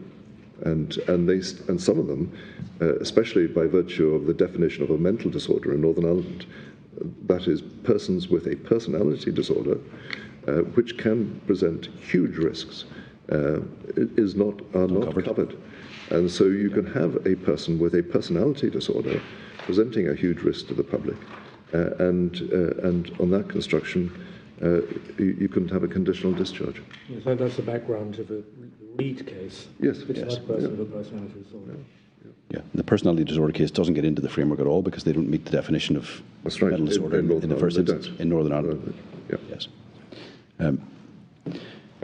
I'm so sorry. I'm not sure where that takes us, though, because that just means that the state has not put in place a legal regime that enables the state to compulsorily detain someone suffering from a personality disorder, however desirable that might be. It's a legislative choice they've made for Northern Yes. Ireland. They've made a different choice for England and Wales. That doesn't really move the dial, I think, on the overall analysis here.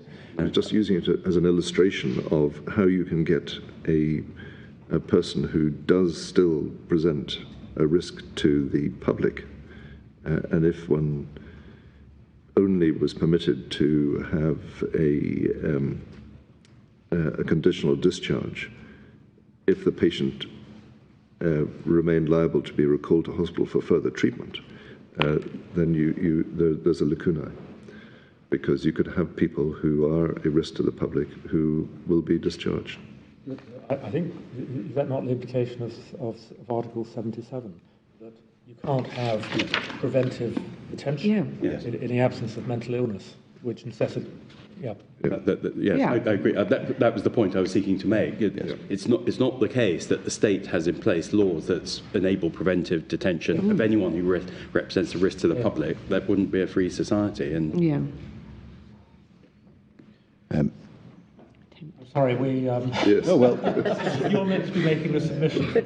No, it's very, very valuable to ventilate the points. To go back to my original question, what I was asking was, if you look at 77(1)(b), tribunal is not satisfied that his discharge would create a substantial likelihood, for example.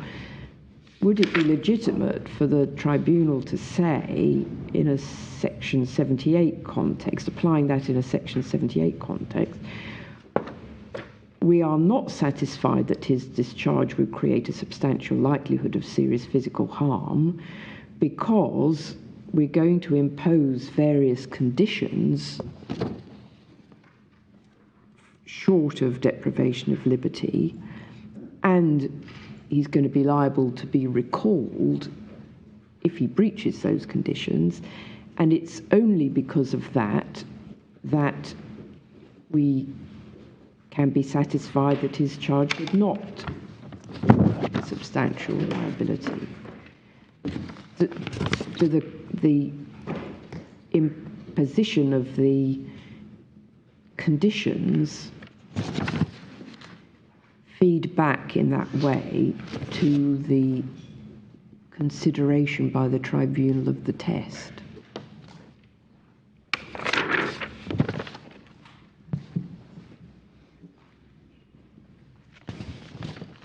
I mean, I think they must do, because there must be some. You can only impose conditions if they're necessary, to use a loaded phrase, and if they can be satisfied that he doesn't create a substantial likelihood of serious physical harm, even without conditions, it's difficult to see what the justification for imposing conditions would be. I'm looking at Article 78(4) and how that's framed.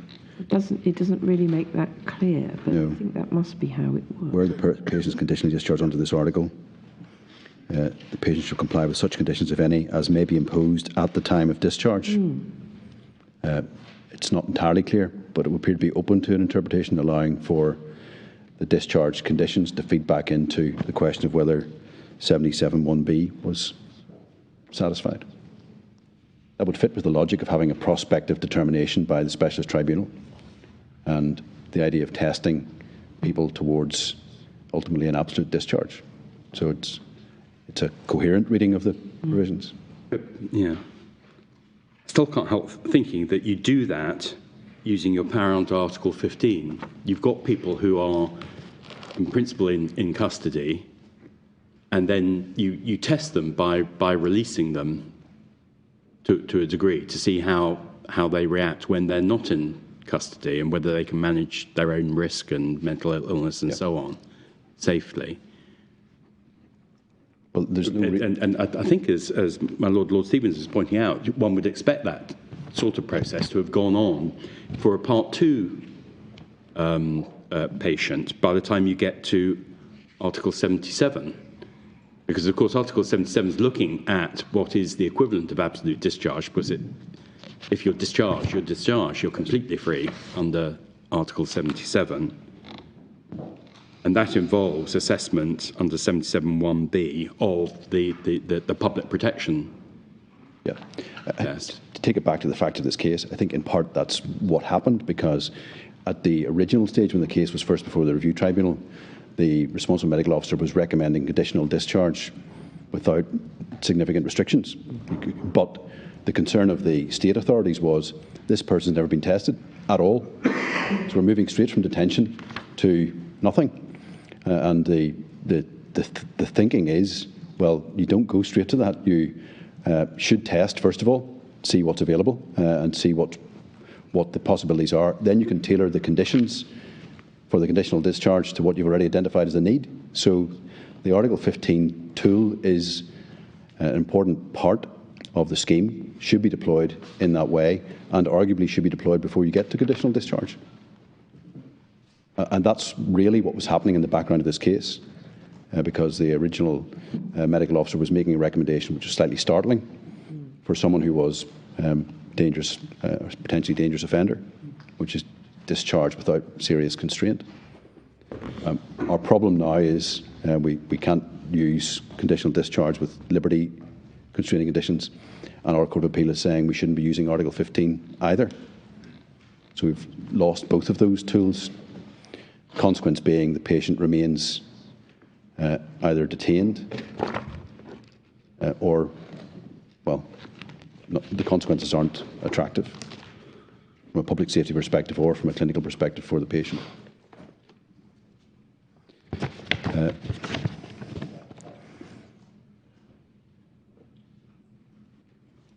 So we got into all of that by showing you how the discharge provisions work in Northern Ireland. Again, back to the underlying issue in the appeal. I'm wary now of opening these provisions because I know what it might lead to, but Section 72 and Section 73 of the Mental Health Act are in similar terms. So you'll see at page 683. Sorry, 683, did you? 683 for discharge in the Mental Health Act.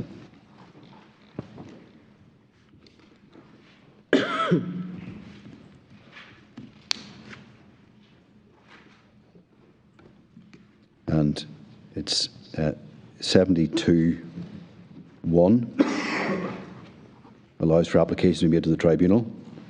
The tribunal may direct in certain circumstances, and then if you go to 72(1)(b), the tribunal shall direct the discharge of a patient liable to be detained otherwise than under Section 2 above. If it's not satisfied, he is then suffering from mental disorder or from mental disorder of a nature or degree which makes it appropriate for him to be liable to be detained in a hospital for medical treatment. So you see the difference there is that makes it appropriate formulation. And then there's the disjunctive, or it's necessary for the health or safety of the patient or for the protection of other persons that he should receive such treatment or that appropriate medical treatment is available for him. And that's a mirror of the Section 4 entry conditions for detention. Yes, and am I right in thinking Section 72(1)(a) is mirroring, yes, Section 2? Yes. So that's the admission for assessment. That's why you have warrants. Warrants, and you have makes it appropriate for the detention. So that's again, there's a slight textual difference in 72(1)(b) Roman numeral 2. You see it's necessary for the health or safety of the patient. That's different from the Northern Ireland formulation in 77(b). But again, it's faithful to the already shown you. As you put it before, the entry conditions are reflected in the exit. Yes, exactly. As what indeed one would expect. Yes. And then the restricted patients scheme is set out at 73. That's page 686.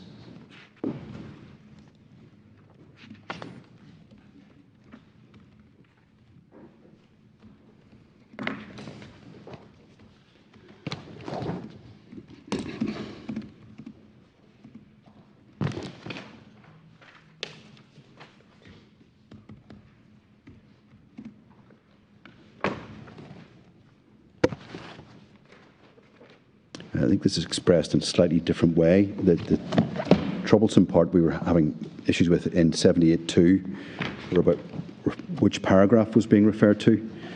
73.2 refers back to where in the case of any such patient, as is mentioned in subsection 1 above, paragraph A of that subsection applies, but paragraph B of that subsection does not apply.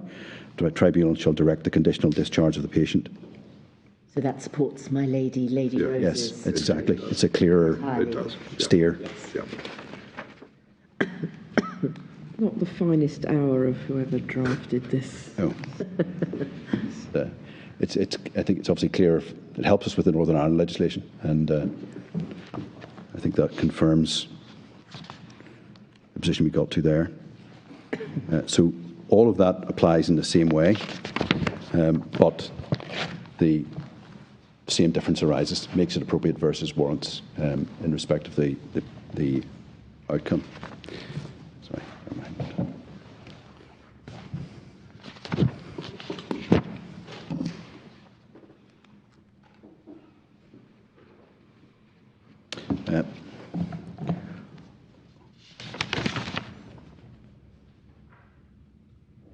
And there's a very small textual difference. Again, section 73(1)(a), tribunal is not satisfied as to the matters mentioned, as opposed to Article 78, the tribunal is not satisfied as mentioned. Yes.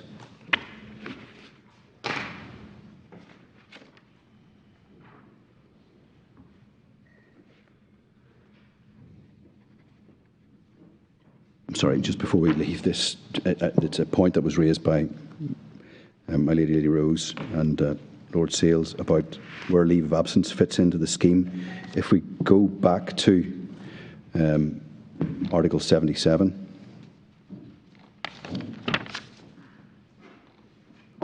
page 781, and look at 77 subsection 2. Again, these are other powers available to the tribunal. A tribunal may, under paragraph 1, direct the discharge of a patient on a future date specified in the direction, and where the tribunal does not direct the discharge of a patient under that paragraph, the tribunal may, with a view to facilitating his discharge on a future date, recommend that it be granted leave of absence or transferred to another hospital or into guardianship. So back to the toolbox and where leave of absence fits in, the tribunal is actually steered to that as a facility. Yeah, so it's like saying, well, try him out in open conditions. Test it. See how he gets on. Nothing surprising about that. Again, it cuts across where our Court of Appeal got to, I think, in this case. I just want to check if there's similar provision in 73. But do you say that helps with the question that troubled the Court of Appeal, which is that the grant of leave of absence seems to contemplate a period of time which is bookended by 2 periods of detention, whereas their concern was the leave of absence that you contemplate here is not bookended necessarily by 2 periods of detention, because the hope is that if it all goes according to plan, he won't ever come back to hospital. Well, the leave of absence facility is always available, so that's already there, and it's written into the making of the hospital orders that the Secretary of State and the Department of Justice have the power to do that. So, I'm not sure it makes very much sense to say a leave of absence always has to be bookended. The leave of absence may be precisely what shows that they no longer represent a threat to the public. You'd think then you'd move into looking at discharge in quite a serious way. But I mean, in terms of 77(2)(a), it's with a view to facilitating his discharge. Yeah. yes. So, yeah, absolutely. So the trajectory should be, well, and if it's working well, leave of absence shows. Yes. So insofar as the Court of Appeal may have presumed that leave of absence had to be bookended by periods of detention, you would submit that was a mistake. It is a mistake. It's not compatible with the scheme, because the scheme allows for exactly the opposite. Leave of absence with a trajectory towards discharge without having to go back into detention. Indeed, going back into detention in certain scenarios would be entirely unwarranted. Yeah, precisely. I mean, you may have got to the point of showing that one of the conditions for detention is no longer satisfied. Yes.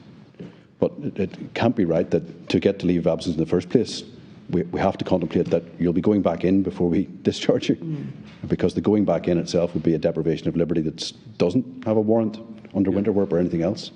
So the Court of Appeal are in error on that point. So, Section 72 has an equivalent yes, provision. that's what I was searching for. It's 72 3A, yeah. which is for the, yes, page 684.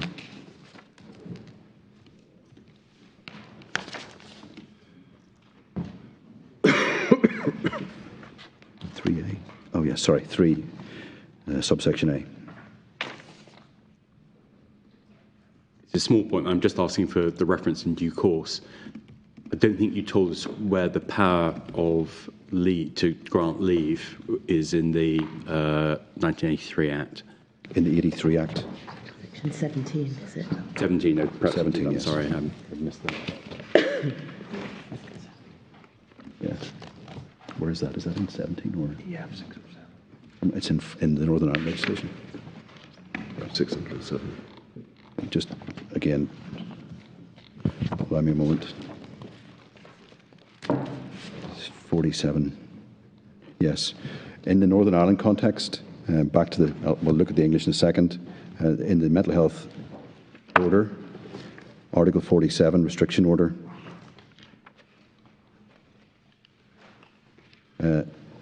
47.2, subsection C. So what page is that? This is page 764, my lord. Sorry. Thank you. So we're now looking at the restriction order and how the leave of absence fits in to that scheme. 47.1 is allowing you to make the restriction order. 47.2 sets out the special restrictions that apply. So you'll see the patient shall continue to be liable to be detained, so they can be at liberty. And then C, the following powers shall be exercised only with the consent of the Secretary of State. Namely, 1, the power to grant leave of absence to the patient under Article 15. Now, that post-devolution, that's now the Department of Justice have that power. And you'll see then, also importantly, if leave of absence is granted under Article 15, the power to recall the patient shall be vested in the Secretary of State as well as in the responsible medical officer. So, vested in the Department of Justice and the responsible medical officer. That's important because the decision to grant the leave of absence gives rise to a potential for recall. It's a safeguard. And the recall can be exercised by the doctor alone, not just the department. So the clinician who's most closely involved would be the responsible medical officer. He should be or she should be observing the leave of absence to seeing how the risk is being managed, and he or she has the power to recall if concerned, or if not concerned, the leave of absence can continue. So, yeah, I mean, that provision does tend to show that within the statutory scheme, it's recognised that there is a sort of public interest in relation to Part 3 prisoners, which requires a degree of supervision potentially outside the pure application of the mental health provisions, which one sees applicable in relation to Part 2 prisoners. yes. Because, I mean, I see that the Secretary of State or the Department can itself recall the patient. It's not just the RMO. Yes, that's right. Either or can make that judgment. And again, I've already flagged the point, but 47.2a, again, it doesn't require detention. So the person can already be at liberty, subject to constraints. But I think there's a similar facility in the English legislation. Someone's going to point it to me now. Got it? 656.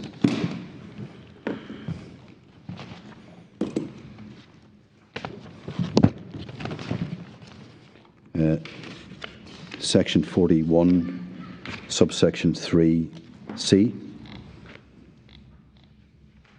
Powers exercisable only with the consent of the Secretary of State, namely the power to grant leave of absence under Section 17. And again, the recall powers vested in the Secretary of State and also in the responsible clinician. What is the ability to challenge the withholding of consent? Is that a matter that can go to the tribunal, or is that judicial review? Yeah, back to the tribunal. Generally, judicial review, I think, would be the route for that. Sorry? Judicial review is an option for that.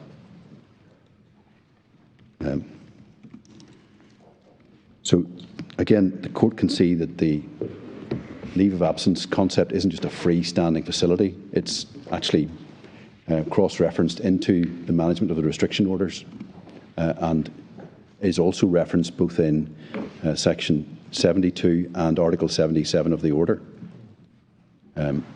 Whereas the 47.2a is also interesting in that it says that the patient shall continue to be liable to be detained by virtue of a relevant hospital order until he is absolutely discharged. So your liability to be detained flows from the hospital order until the order is discharged, absolutely. And accordingly, you can continue to be liable to be detained while, for example, granted leave. Yes, exactly. And all of that, again, that's warranted and meets all the Article 5 criteria because the hospital order, in order to be made, had to satisfy winter work criteria. So all of that fits together coherently. So the problem in part arises, of course, in that the Court of Appeal have taken a different view about that and of where leave of absence sits and have extrapolated from the decision in M in the Supreme Court that leave of absence has to be dealt with in a different way. And that all of that is built upon the apparent distinction that they found in the statutory scheme based on warrants versus makes it appropriate. So if I might move from the statute, there are probably one or two points that I want to come back on and reflect in light of questions that have been asked. I don't think I've given a definitive answer, but I will come back on those. But if I can move on to how it worked in this case, briefly on the facts. You've seen that this patient was subject to a hospital order, restriction order. He was admitted to hospital on the 13th of March 2018. On the 16th of January 2019, he made an application to the tribunal for discharge. And then there were various interposing legal applications, judicial review, habeas corpus, and so forth. And the case didn't actually come to be dealt with by the tribunal until February 2021. And you have the relevant decision on that in the core bundle at page 350.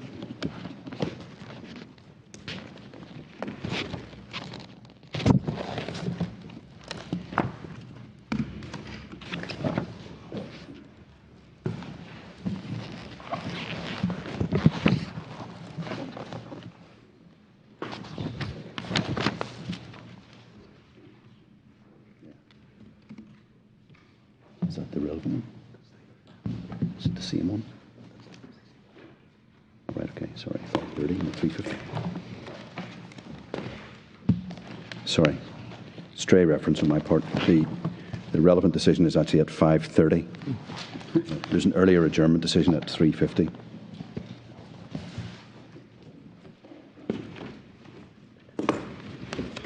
So, you can see from paragraph 2, the background to this.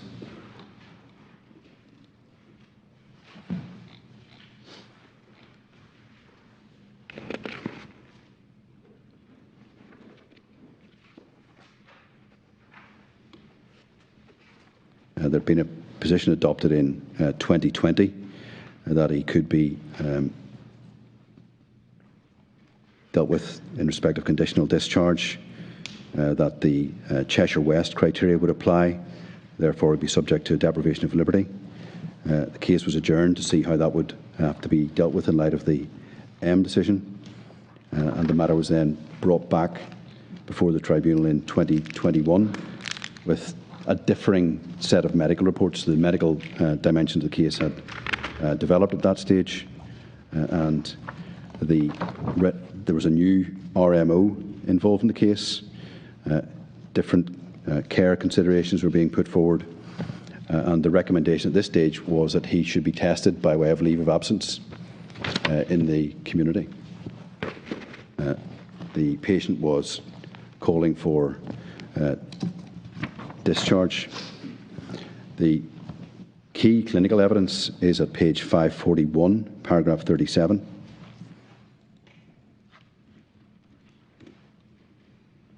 And you'll see Dr. Devine is the RMO. Dr. Milligan was the previous RMO. And there's a long paragraph here, which I won't read it all out, but he's of the opinion that he should be allowed to leave the hospital with the approval of the Department, Article 15 leave. His views on Article 15 leave is an important part of the treatment plan, allows for medical support and rehabilitation of the patient, that this represented a significant amount of medical supervision and treatment. This would allow testing of the care plan, put into practice skills he had learned. A lot of personnel would be involved, and there would be a regular refresher psychological support. As RMO, he would have oversight of all of that. Article 15 leave would allow rigorous testing out of a care plan, allow a support plan and risk management to be fully developed and adapted to meet his needs. It would hopefully quickly move to less supervised conditions under Article 15. By the end of 6 months, be in a position where his case would be referred to the RT with the recommendation for a conditional discharge. So the court can see there what Lord Sales was debating in exchange with me is exactly what the RMO was proposing. We use Article 15 leave for exactly this purpose, to test this individual. And interestingly, as a prelude to possible conditional discharge. Exactly. It's a kind of gradient of risk, that the risk starts out high, so far as one can tell. You test in the community under Article 15, maybe the risk is found to be diminished. It doesn't mean that you get an absolute discharge, you move on, and then conditional discharge may be a way of coping with the residual risk at that stage. Yes. This is, we say, exactly how the scheme should operate. Now, it gives rise to a forensic debate about whether or not this scenario, this is a prospective scenario, isn't actually happening, whether this scenario amounts to treatment in hospital, engaging the correct machinery that is involved in discharge and Article 15 leave. And that's where the English and Welsh case law becomes relevant, because there's lots of decisions about that, which really are to the effect that you can have a gossamer thin grasp, the connection with the hospital can be quite limited, tenuous, so on and so forth. So this litigation started on that footing. That was the issue.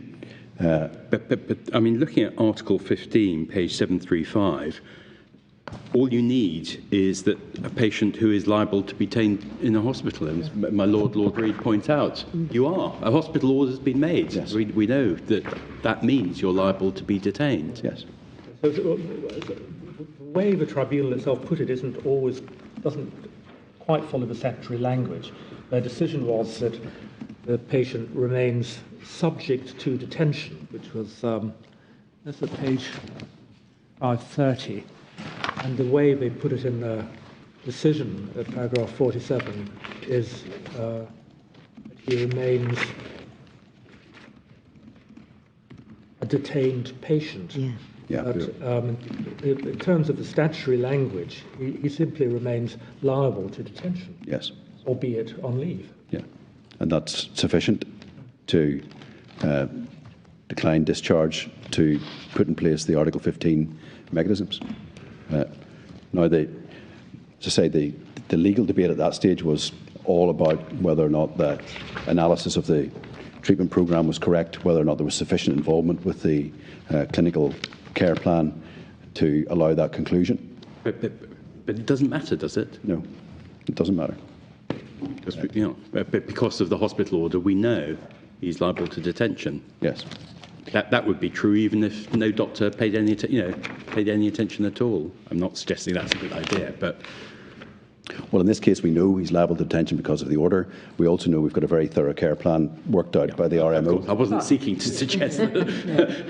But until someone, so there may be a period of time, well, there almost will be a period of time where there is a hospital order and a restriction order in place, even though one knows that if you went to the tribunal and got them to discharge it, they would say it should be discharged. Yes. But until that moment, even if in fact the hospital order falls to be discharged, he is still liable to be detained unless and until the hospital order is revoked. Yes, and liable to detain is a term that refers to whether or not the statutory conditions for detention are met. That's what that means. It's not necessarily a... Well, but that's what I thought that's what we were testing. Yes. Whether it does mean that, or whether it is a matter of the existence of the order.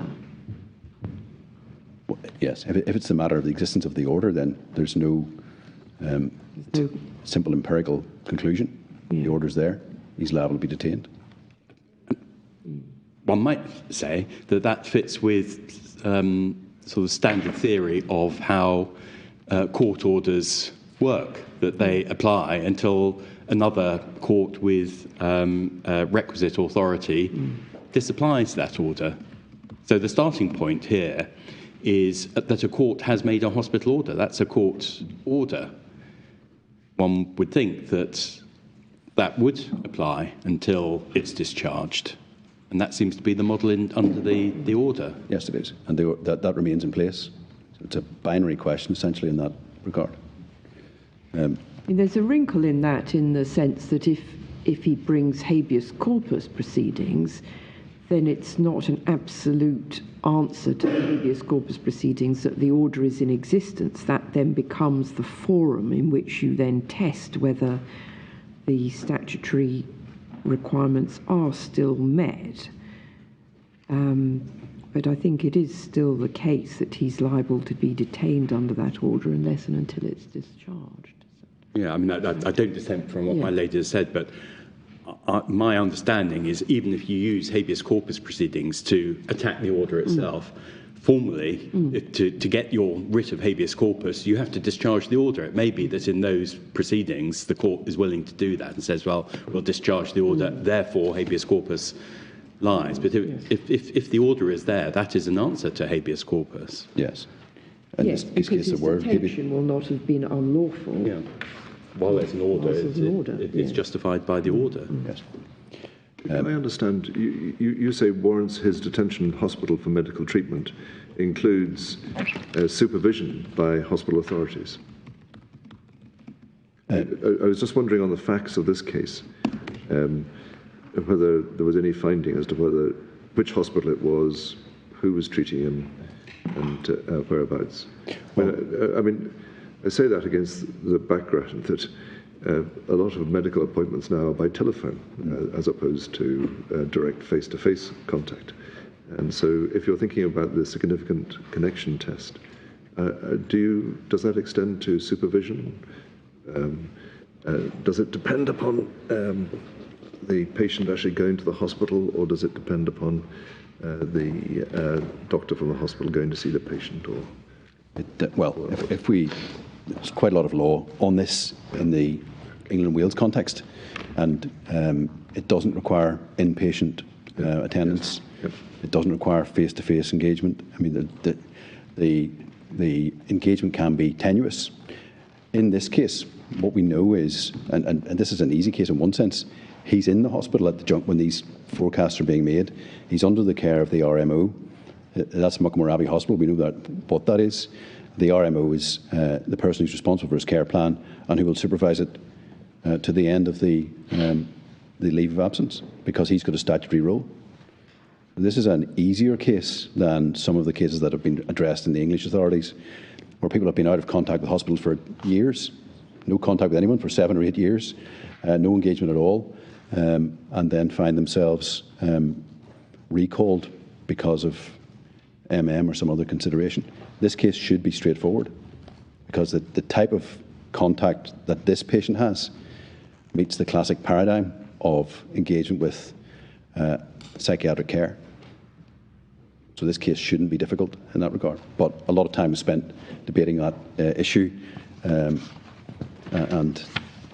the public law proceedings got off the ground as a challenge to this decision of the tribunal. So this is subject to judicial review in the High Court before Mr. Justice Colton, and he dealt with it.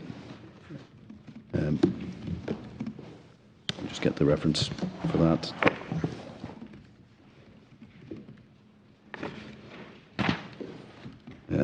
Yes.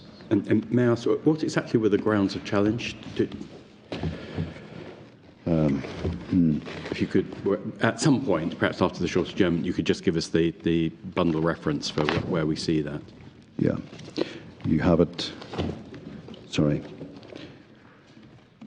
It's at the Order 53 statement, which grounds a judicial review challenge, is at page 350. Thank you very much. Yeah, I'll come to that in a second. I've got that too.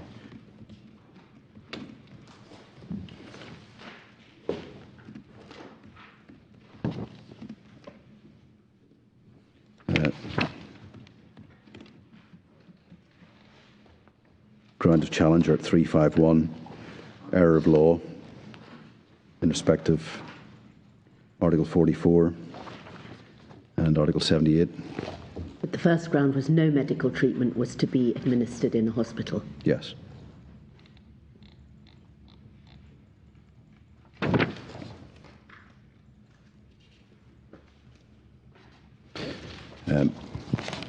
The judgment of Mr. Justice Colton is found at 255.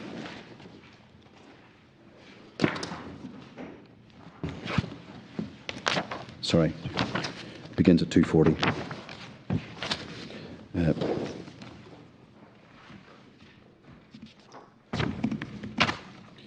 And he rehearses a lot of the clinical detail, sets out the tribunal decision, sets out the applicant's case, deals with leave of absence, and then he gets into a discussion of the English authorities from page 250 onwards. And these are arguments that are brought by the applicant, because the applicant's making the case that factually I'm distinct from the English authorities. The amount of medical intervention I'm having is not equivalent to what was going on in those cases. On the facts, these don't apply to me. It wasn't the department or the trust or the tribunal relying on any of that. So the judge deals with those, deals in particular with the decision in CS, which is one of the more recent decisions in 2004, where the court essentially is saying the connection with the hospital can be gossamer thin in the telling phrase, but still be sufficient to satisfy the statutory criteria. The judge analyses all of that.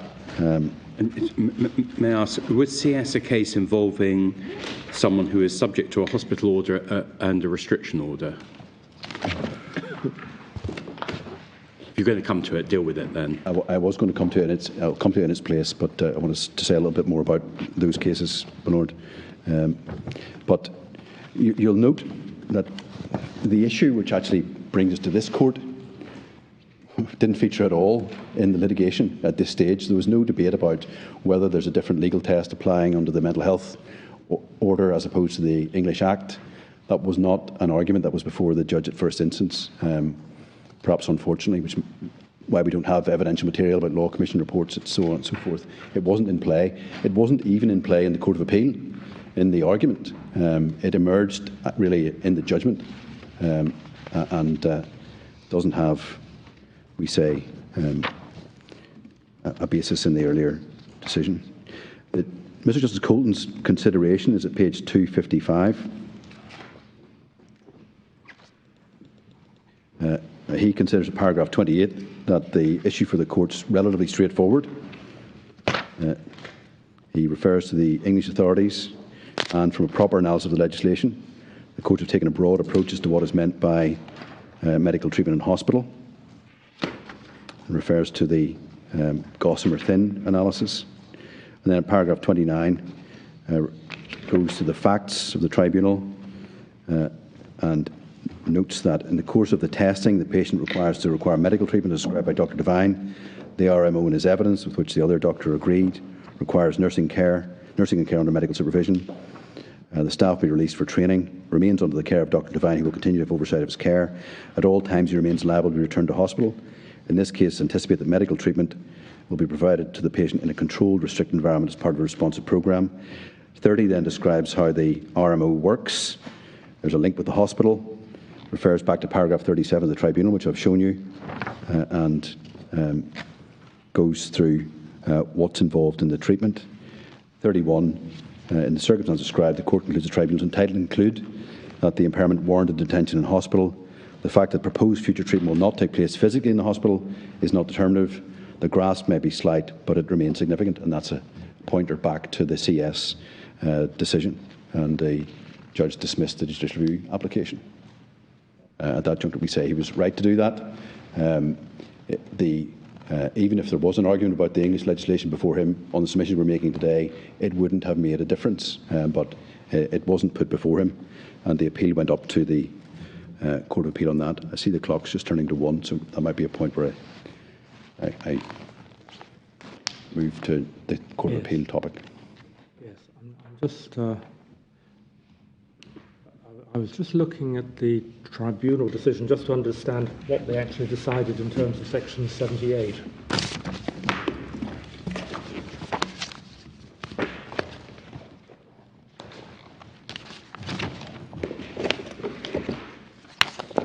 So as I understand it, they considered that the patient did continue to require 328, 544. The decision is that, well, I'm looking at page 543 at the moment.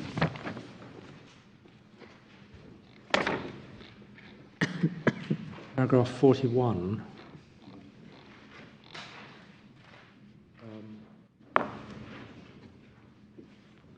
Where it prefers the evidence of Dr. Devine to that of Dr. Milliken in relation to the question of whether the patient's severe mental impairment is of a nature or degree which warrants his detention in hospital for medical treatment, satisfied that at a stage in his treatment when it is appropriate to be tested in the community. However, treatment will have to continue in the form described by Dr. Devine and should be continued whilst the patient is still subject to detention until such time as it does not require detention in hospital. So I think they're making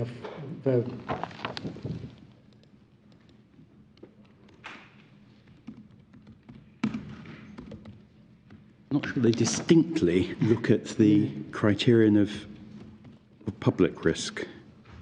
We go on paragraph 42, I think. 47, substantial likelihood of serious physical harm. 42, they're moving on to it, so it looks like they're moving off the first topic onto the second. But that criterion is ticked. They've still got to be satisfied as to the first one. Yeah. I think what they dismissed the section 7, the Article 78 application. Yes. Yeah. Inferentially, they seem to be satisfied on the first limb and the second limb. Yeah. Yes. Because they look like, it reads as if it's satisfied. What the Court of Appeal thought they'd done wrong was looking ahead to the Article 15 leave. Yes. Which the Court of Appeal seems to say was inconsistent with a finding that he still met that criterion in 77(1)(a). Yes. Perhaps when we resume, you might just guide us to the paragraphs and give us the cross-references to the statutory provisions that they're concerned with. In the tribunal decision? Yes. Yes. That would be helpful. But we'll adjourn now and resume at 2:00.